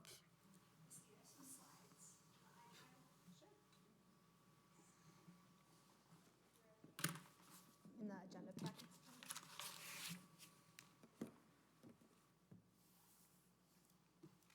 Back one. Right after the, one more. In the council, yep. Just the October 22nd council PowerPoint, yep. So I apologize, these slides didn't get into the packet. I printed them out for you just in case you wanted to follow along, but this is really just a progress update. I'll only dwell on specific items or go into a lot of detail if the council so desires, or if there are specific issues that you want to discuss more. But again, it's just a progress update to make sure that the council is following along and has the same information that the Plan Commission is getting every month, the week prior to when you meet on the 4th Tuesday of the month here. So a lot of the information that's in these slides tonight is similar to information that we reviewed at the September 25th Committee of the Whole meeting. So now this is the third time that we're sort of seeing these policy questions in front of us from the September 25th Committee of the Whole meeting, the October 15th Plan Commission meeting, and now tonight. And then we'll go again and discuss them further at the special meeting November 5th of the Plan Commission. So just a quick progress update, a preview of draft chapters, a focus on the implementation draft and those policy questions and next steps. So this is what October looked like with various outreach meetings. We had 5 district meetings, the last of which, as was just mentioned, is happening this Thursday, as well as the CETA meeting happening on Thursday. So aside from a couple that I'm now noticing are missed on this list, these are all the groups that we appeared before in October to share information on the comp plan update and request feedback. So what I wanted to go through now is I'm a visual person, so I wanted to sort of give you an idea of what each of these new chapters is going to look like and just highlight some information that's in each of them so you know where to look and where to find info. So again, we've been showing this new sort of outline of what the plan will look like. On the left side of the screen are the traditional sort of 13 chapters or elements that fall in line with the 1999 Smart Growth Law. As it exists in current state statute. And then what we're proposing is on the right side of the screen. So it aligns pretty nicely. Really, the middle section is just condensed into 2 different chapters called those growth pillars and growth tools. So I'll just start with a primer or a preview of what the plan primer looks like. You can go ahead to the next slide. This is just an introduction to the plan. It's currently 7 pages. All it does is it explains how to use and navigate the plan, whether you're a resident, business owner, elected official using it to make decisions, et cetera. It explains what a comp plan is. It explains the process that we went about for adopting the new plan. Explains how each chapter is organized, and then the relationship of the comp plan to other plans. So then the next substantive chapter is that number 1, how will Fitchburg grow? And this right now is coming in only at about 4 pages, and it highlights those growth principles that we've been talking about for the past couple of months. And those are represented in the image here on the screen with green sustainability, equitability, cooperation, and vibrancy on that wheel. So how will Fitchburg grow sustainably, equitably, cooperatively, and vibrantly? And then the chapter concludes with the data snapshot, which sort of replaces the issues and opportunities chapter in our current plan. So next is a preview of just one of those growth pillar chapters, and I only have an example of the housing one in these slides for your information. Currently coming in at 8 pages. The first 4 pages will include census data and maps, similar to what our existing plan includes. Page 5 of this chapter currently includes a summary of the survey feedback, followed by a summary of other relevant plans. Page 7 identifies the common themes in all of our recently adopted relevant plans to housing. And then page 8, or the last part of this housing chapter, is really what you'll want to focus on when it comes in front of you as a council, and that's just identifying those specific action policies. Per council direction, we do intend to bring over the same policies as they exist in the current plan. It just might be organized in a little bit of a different fashion, so that's why it's highlighted in red, just to make sure that you notice that when it comes back through. And then finally, really the meat of this whole plan is the land use chapter, or in the new plan, it's called Where Will Fitchburg Grow? And that's currently sitting at about 30 pages, and that will grow a little bit, but the first part of it includes a review of existing data, much like our existing plan. And then we get into a summary of all of our other sort of area and functional plans that we've adopted in the city. And then we get into this new framework that we proposed, which is really just identifying the different types of growth areas that the city of Fitchburg has, with greenfield, grayfield, and farmfield, and then concluding with specific policies. This is just one example of how those 3 different growth areas would be broken down. For greenfield, we're really talking about new development areas or future urban development areas. And so these are just screenshots. Of course, they're not meant to be read, but what the plan currently looks like at this point in time. And the map on top identifies the FUTA areas, and then the map on the bottom is just text language that identifies what each of those neighborhoods is. So the blue, of course, is South Stoner Prairie, and then the text on the lower page just identifies what that is. It's the exact same language that's in the current plan, just reorganized in this way. And then we get into those specific actions, or these are the policies that really guide all of our land use decisions. And again, a little bit reorganized. This section is about 6 pages. As a new person coming in, I think this is really helpful for me to be able to just have these 6 pages where those key policies are, rather than sort of fumbling around the whole land use chapter, finding individual parcel-specific regulations. So I really like that this has the land use map followed immediately by specific map notes. So you may recall we have different parcels throughout the city that have multiple future land uses that may be appropriate. The most recent one that we looked at was Lot 12 Orchard Point, out on the west side of town, and I don't remember exactly what the future land uses are, but I think it's business and mixed use. So the Plan Commission and the council felt that either of those land uses could feasibly be appropriate for that property. So that's just one example in the second image of where those map notes are called out. And then it sort of follows with other information that's already existing in the plan, such as descriptions of what each various land use category is. And that was just on our sort of traditional future land use map. We actually have a whole separate section that addresses our smart code future land use map, and that's called our sector plan. So this would be very similar. This section would be 4 pages summarizing specific regulations under that category, followed by other regulatory policies, multi-jurisdictional areas. Those are our ETJ and our ETZ, extraterritorial jurisdiction and extraterritorial zoning. So the areas that we work on with Town of Madison and Town of Verona. So that policy information is all retained in there as well. And then finally, the implementation chapter. So this is where we get to some of the very specific policy questions that the council and the Plan Commission have brought up. It's currently 6 pages.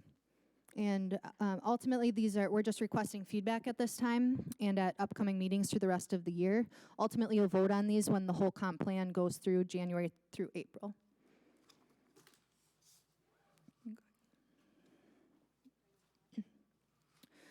So the first, and these are all screenshots of how the chapter as it's currently drafted, just again so that you can see it and know where to go for the information. So this is the first change that was added.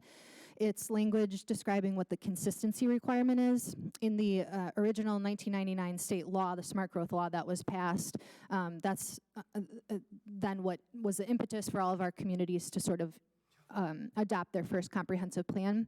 So ours was adopted in 2009. State law then changed later. It was either 2013 or 2016, which clarified what consistent with a comprehensive plan means.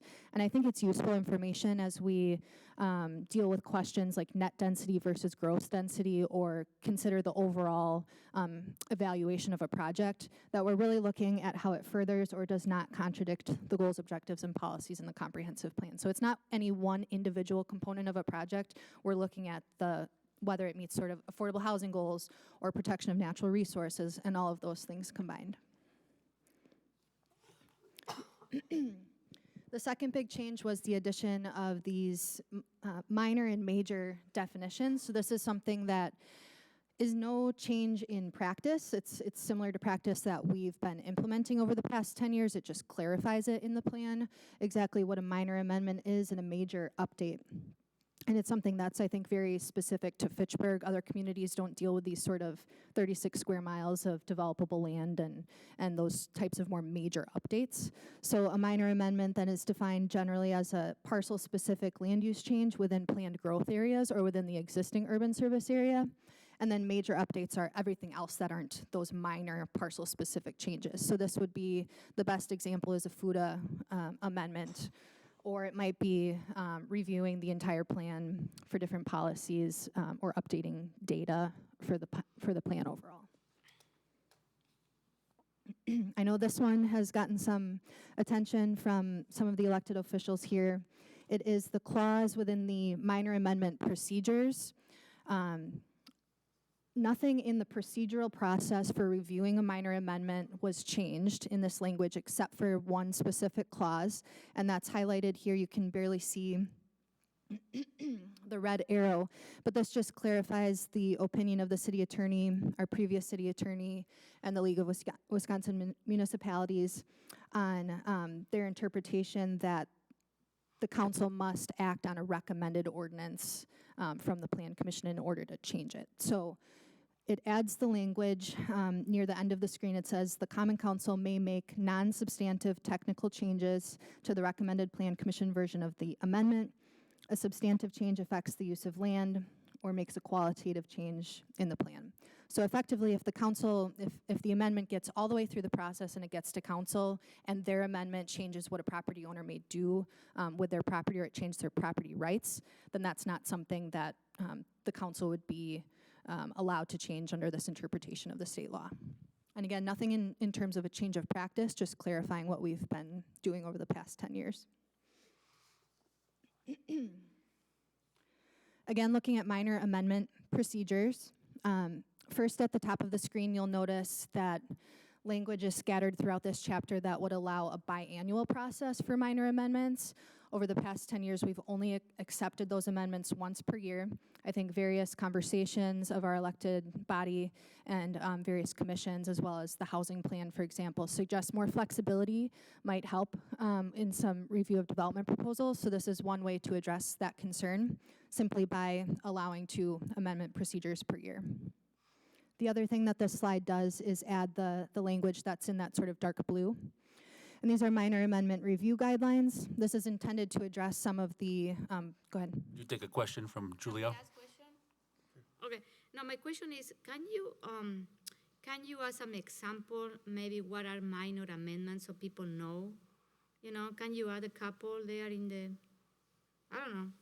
Yeah, so some of the ones that we've gone through recently, the controversial ones in North Stoner Prairie, changing the future land use for a specific parcel, like a 6-acre or an 8-acre parcel, from low-density residential to high-density residential. Same with the Coth property. No, I know, but my question is if you're planning to add some example in the language there in the plan, so people know, they don't know what is a minor, an example of a minor, they can see, oh, this one qualifies as a minor. Sure. I don't know. And that was intended to be addressed in a few slides back where we defined minor amendment and major update. But we can make sure that there's some specific examples in there so people understand. Yep. Okay, thank you. So can I ask if we're doing questions? Is somewhere in here, I know we've given you a laundry list of things that we would like to make sure is covered. The 2 that I just wrote down is live, work, housing, to be added to Euclidean zoning, and accessory dwelling units. Is that stuff that would be totally outside of this whole comp plan thing? And when would we talk about those sorts of things? It's my opinion that those really are implementation issues or specific sort of zoning changes to make sure that our various zoning districts allow those. So right now, it's possible, I'd have to take a look, that the only way that we could achieve various types of housing might be through a PDD zoning, which is negotiated, the Planned Development District, and allows standards proposed by a development specifically that might not otherwise be accommodated in our standard zoning districts. But that doesn't mean necessarily that they're inconsistent with the comp plan as currently written. So I don't think that there are any changes that need to be made in the comp plan language as written in order to enable that. As long as when we're making a rezoning decision, it's consistent with whatever the future land use category is.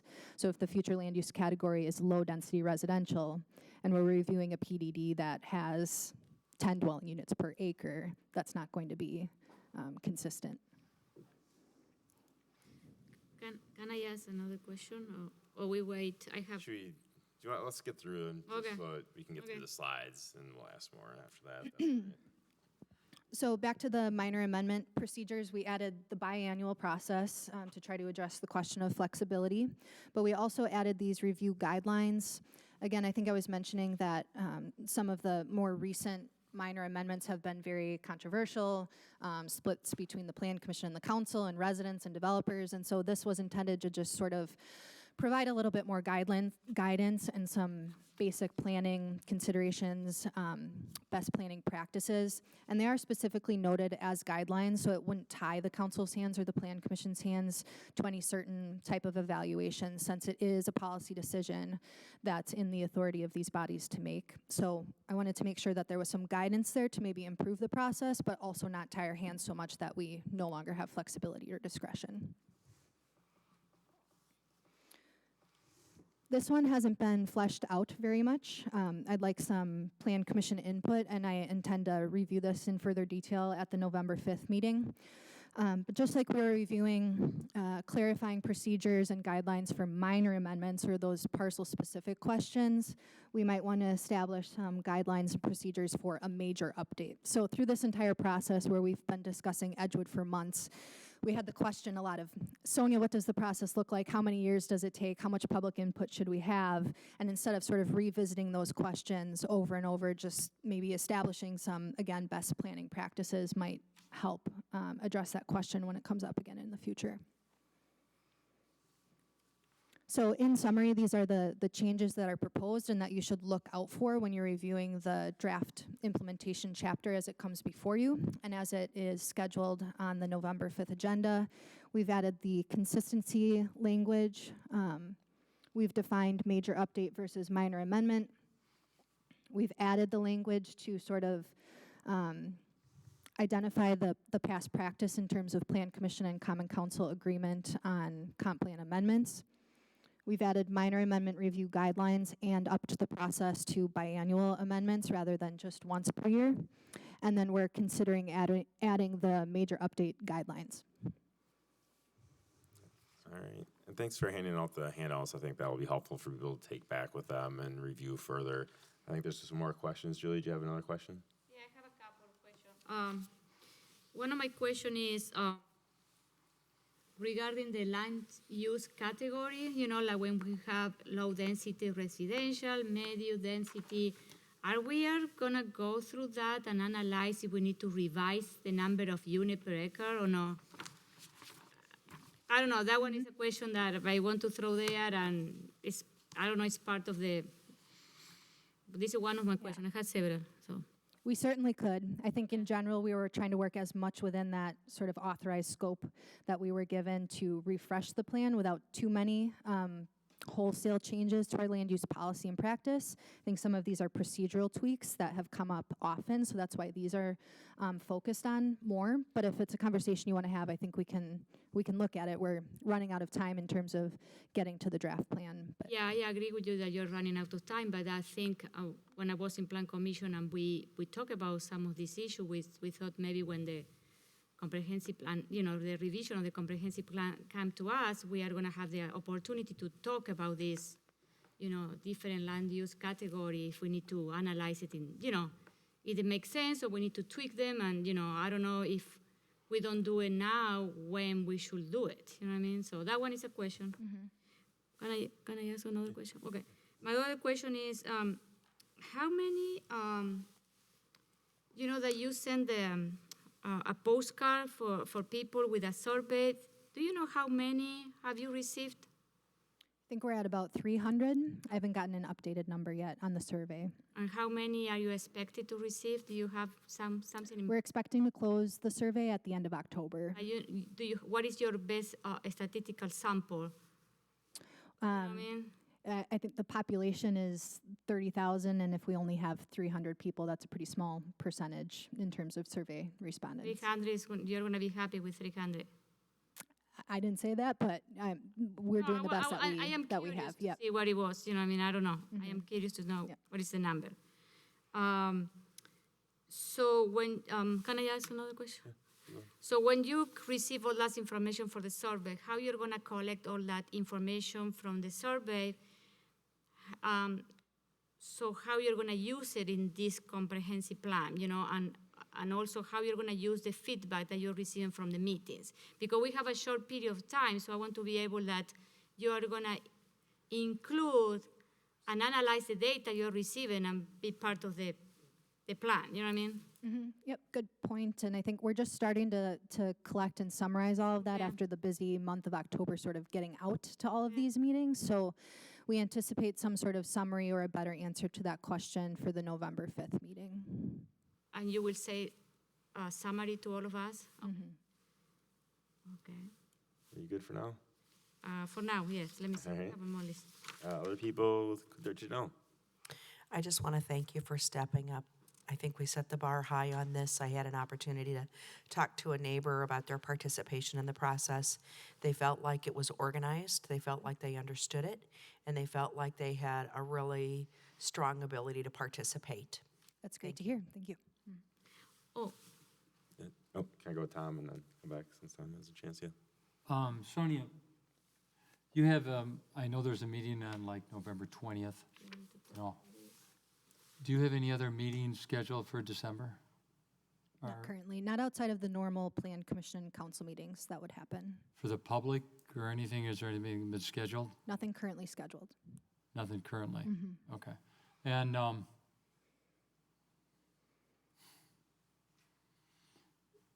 is this the one that I hear you wanted to take to the plan commission on the 5th, or is this kind of the thought on this Yep. one? We also reviewed it last week, Tuesday, just, and the September 25th, but again, just getting it in front of you as many times as possible to make sure we're drafting the plan appropriately. You know, I don't know how the rest of you up here feel, but this ping pong match between the plan commission and city council is, I sure hope you can help me stop it. It not only becomes a problem, but it makes the city look bad. And it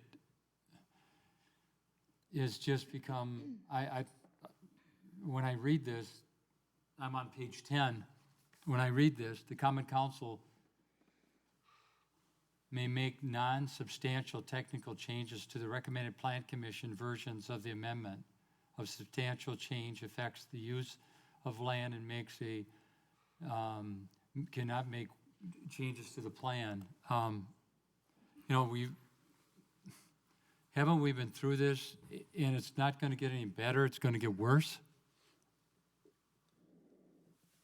I can't sit in my seat and read this thing. And think you the know, problem is if you want feedback, I'm giving you feedback. This thing is, I won't sit quietly. If I have to go out and get petition on this thing, I will. I'll get a whole bunch of people to sign it. The city council trumps the plan commission. I'm going to say that again, not to you. I don't mean it that way, so. The city council trumps the plan commission. When this was written 10 years ago, Tom Clotter was mayor. And it was never the intention to get into this argument. It was never the intention. And that's exactly what the city's gotten into. You can read it as much as you want, but I know because I signed it. It was never our intention to have a battle between the city council and plan commission. And that's exactly the road we're going down. And if you think I'm going to sit here and not open my mouth or say anything on this, you're wrong. There's going to be future mayors. There's going to be future council people. There's going to be future citizens on boards in this city. And it's a joke. I don't know. I knew this was coming. I didn't have to think about it. But please don't accept it, folks. Please don't accept it. Let's clarify it. Let's clarify it. Don't accept it. Because I'm going to say that again. There's going to be future mayors. There's going to be future people sitting in these chairs. And if you accept this, it's going to be just a mess. It's going to be a mess. We had a mess with the North Stoner Prairie. We had a mess with others that are coming, I'm sure. I just can't imagine that 5 of you aren't opening your, excuse me, that others aren't opening their mouth on this one. This has got to be clarified. And this was not the way 10 years ago this plan was written. And I know right now there are people at home watching this and are probably saying, Tom, get another beer. But I'm telling you, this is wrong. This is wrong. So just to clarify for everyone up here, the state statute says that plan commission and council have to agree, and that's part of our plan commission. I don't agree with it either. I don't like it either, but we can't change state statute, and that's where it's frustrating because I agree with why you want that changed, but we also can't change state statute. That's Do we have unfortunately an what it opinion says, by so. the Attorney General? I think there's a neighborhood plan out, there's a neighborhood out there that took it to So that's Miller our and, lawyer in the League of Wisconsin Municipalities. So we can keep looking and see other options, but as of right now, that's state statute. So I just want to clarify that. I mean, I agree that I don't like it, but we also can't go in opposition to state statute.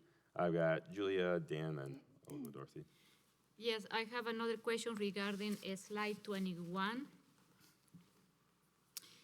At the top, when you say the major updates, so it should at least happen once every 10 years. Are we planning to have a discussion about this and change that to maybe one every 5 years? I don't know. Another good question, and I purposely didn't draft anything. I wanted to make sure that I was getting feedback from the council as well as the plan commission on that point, so we could sort of put in language that you are all requesting. But again, state law says at least once every 10 years, and that's what our plan has always said. So the language as it's drafted in there now isn't a change of practice. It still follows state law. It could have been updated more frequently, and we're not allowed to sort of tie the hands of future councils when we're making that decision in terms of frequency. So we can clarify and add some more language in terms of when and why and how frequently. We need to follow a state law too for this? It says, yep, state law says at least once every 10 years, a city must update its comprehensive plan, and that's what we're doing now. Can we override that as a council? As long as you're meeting the at least once in 10 years, so you could do it every year in 10 years, and you would still meet state statute. But I think that I would like to as a council to discuss that if we can do it like once every 5 years, or I don't know, but to have more flexibility. I don't think you can require it, but if in 5 years, whoever's the mayor and our council wants to do it, you can say, yep, we're going to update it now instead of waiting 10 years. That option is there. Actually, it's always been there, but Really? yeah, which no one's ever done it, but it's always been there. I would like to see it in writing because, you know, if we put it every right 10 years, it's going to be one every 10 years. So, you know. Right. So I would like to see a different type of language there. I don't know. And we're interested as planning staff in putting in some guidelines in there to make sure that we aren't having sort of a disorganized conversation every few years or spending a lot of money on staff or council or public outreach, and make sure that it's sort of well thought through and that we're planning for a reason. And if it happens that we do that more frequently, that's fine, but we just want to make sure that it's guided well. But I think as a city that is growing very fast, sometimes we need to be flexible. And if we are not going to have that flexibility in our growth, you know, so I don't know, this is how I see it. It's more about growth, flexibility, and Quick question before I go to Dan. Besides just comments right now, do you also want people to email you directly with other comments and suggestions and feedback? I know you're looking for more information. I think that's always helpful. I just want to make sure that as we continue down this process, which is moving quickly, that there aren't any surprises, so that when we get to the January through April sort of adoption procedures, you've had an opportunity to give me your feedback, and if there's language in here that you need clarification on, you can be sure to email planning staff. Okay. Dan? Yeah, so what I was going to say is I agree with Julia and Tom with your comments. You know, we do have to follow state statute. We've gotten two opinions that, you know, the opinions are the opinions, and I think our city attorney's been straight with us, as was the league. We'll see what the attorney general says, but, I mean, we can only get so many opinions. They all said the same thing. And I think there should be another opportunity for major updates within the 10-year process. But I don't think we should debate all that tonight, because we're just having a presentation, and so I want to give Sonia a break. She's had a long day. She's been here all day, and so that's gonna leave it at that. Maybe we should move on. I've got Dorothy next.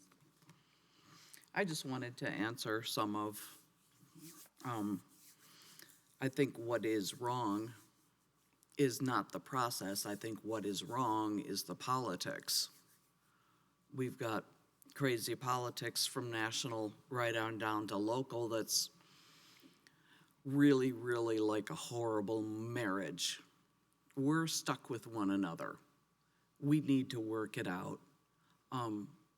But the politics that exists right now doesn't allow working things out very much at all.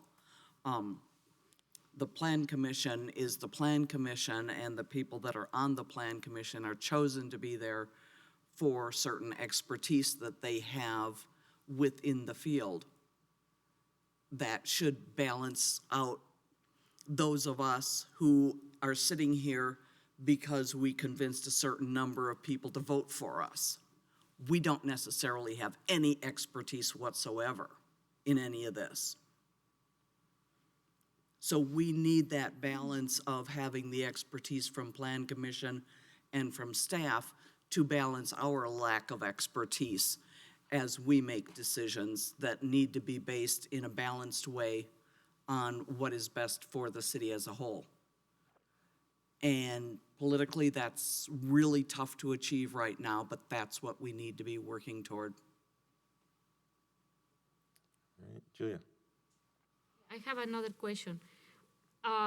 Amendment to the neighborhood plan should be always be going through the, if we need to change something, they should go to the biannual or the annual amendment to the comprehensive plan.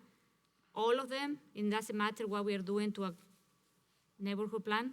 Yes, so that would be consistent with how we've done it for the last 10 years, and our neighborhood plans sort of provide that level of detail for specific neighborhoods, just like our future land use map does for the city overall. So when there's a parcel-specific land use change, whether or not it's in a neighborhood plan or the comp plan, it follows that same minor amendment procedure.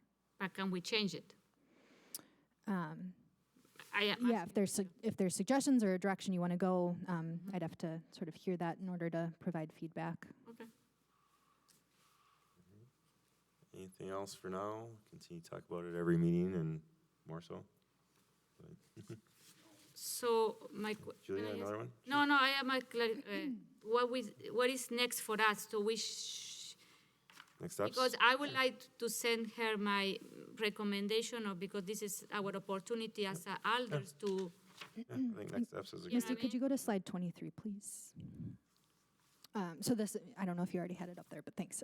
This is next step. So at the November 5th special meeting, so we did mention this last week, Tuesday, at the Plan Commission meeting because it was getting late. It was 11:30, and we knew we needed to sort of have some more conversation on this. So we wanted to have a special meeting November 5th, and this is sort of an outline of what the agenda would look like. We'll have that outreach summary, which you asked about, for the 5 district meetings, the committee meetings, and the survey.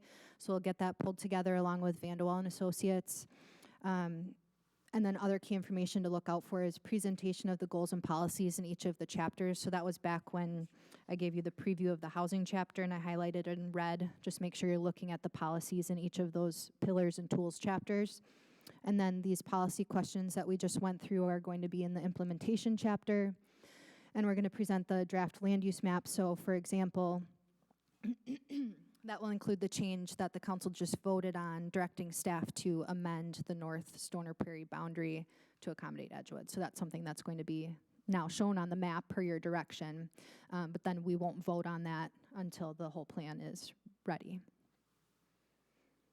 And then the next public input opportunity would be November 20th, the open house here in this room at 6:30. All right, great. And Thursday night as well, Yes. for now anyway, the last neighborhood plan right here, 6:30, I believe. So welcome to come, and anyone watching that hasn't been to any of these yet, you're welcome to come to that as well. So thank you for all the hard work you and your staff are continuing to do. A lot of hours. All right, next up is ordinance 2019-0-27. Someone want to make an motion, on this? Ordinance 2019-027, updating the term of the Common Council, members of citizen commissions, committees, and boards. All right, is there a second? Second.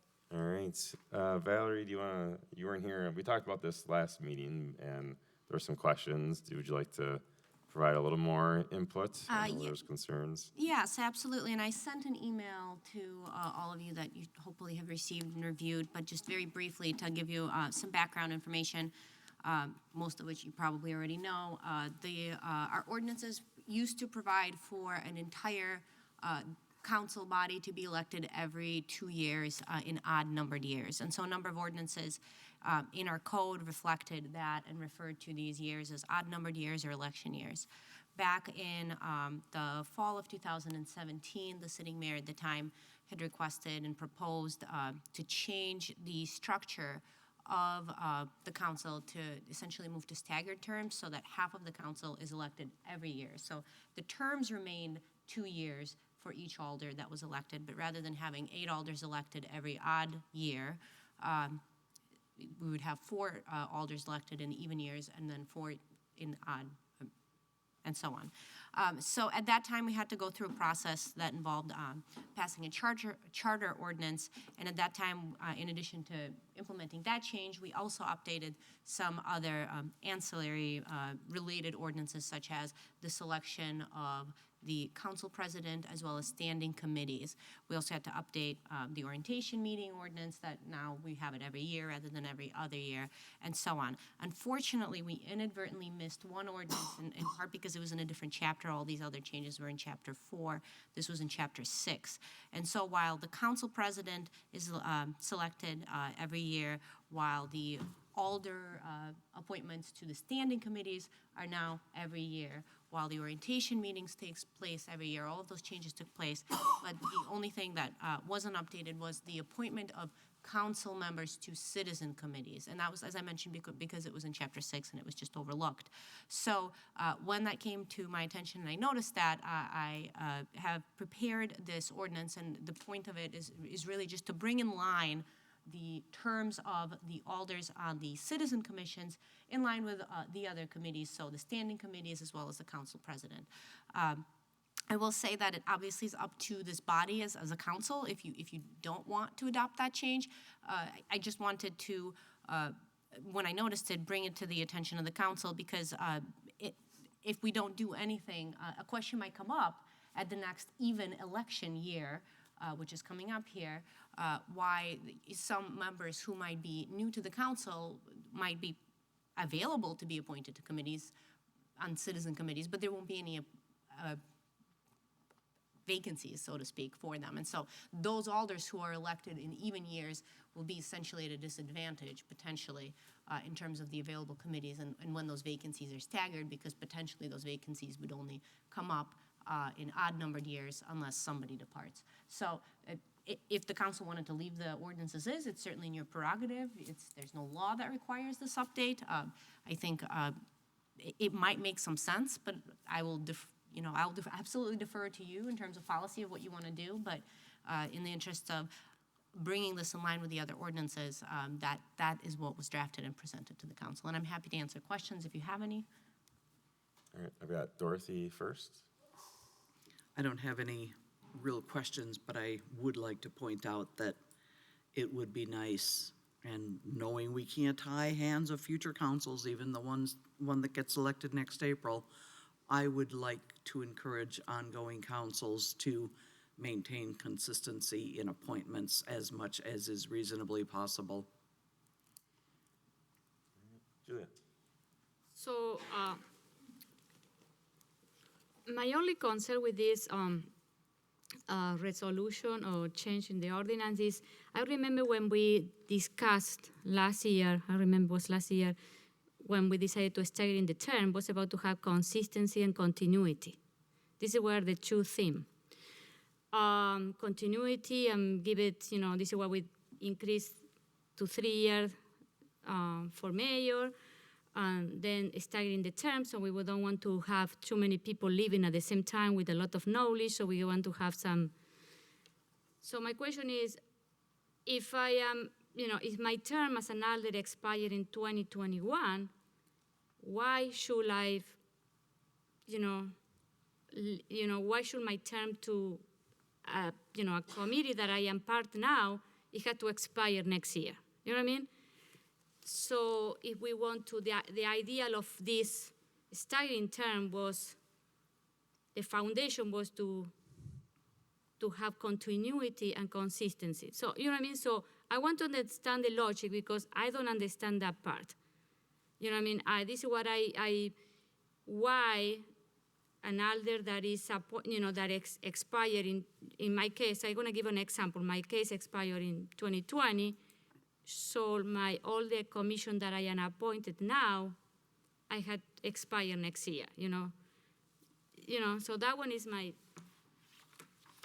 Yeah, I think it's just, two things, consistency with other appointments like the standing committees, and then just the possibility that, let's say, whoever's on Public Works doesn't get reelected or decides not to run again, and someone like, I'll just throw out a name, Kim Lobdahl is elected.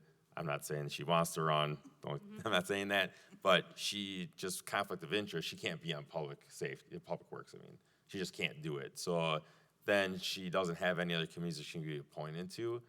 Someone else can be appointed to Public Works for her, but they aren't dropping anything else because their appointment is for 2 years. So that's really where you just could have these areas where someone gets elected and then there's no appointments for them to actually fulfill. So they're sitting there twiddling their thumbs for a year until you get to that next point. So I think that's part of what it is. I can only speak for myself. I've tried to have at least, some consistency, but anything at this point, all the standing committees could be completely flipped every year as well. So I have Dan next, though. Motion to call a question. Anything else that you want to speak to at all? All right. Seeing none, then we can try voting. I might as well do a roll call because I have no idea how this is going to go. But so if you want to approve the citizen council appointments, citizen committee appointments for council to every year, you'd say aye. So you say aye.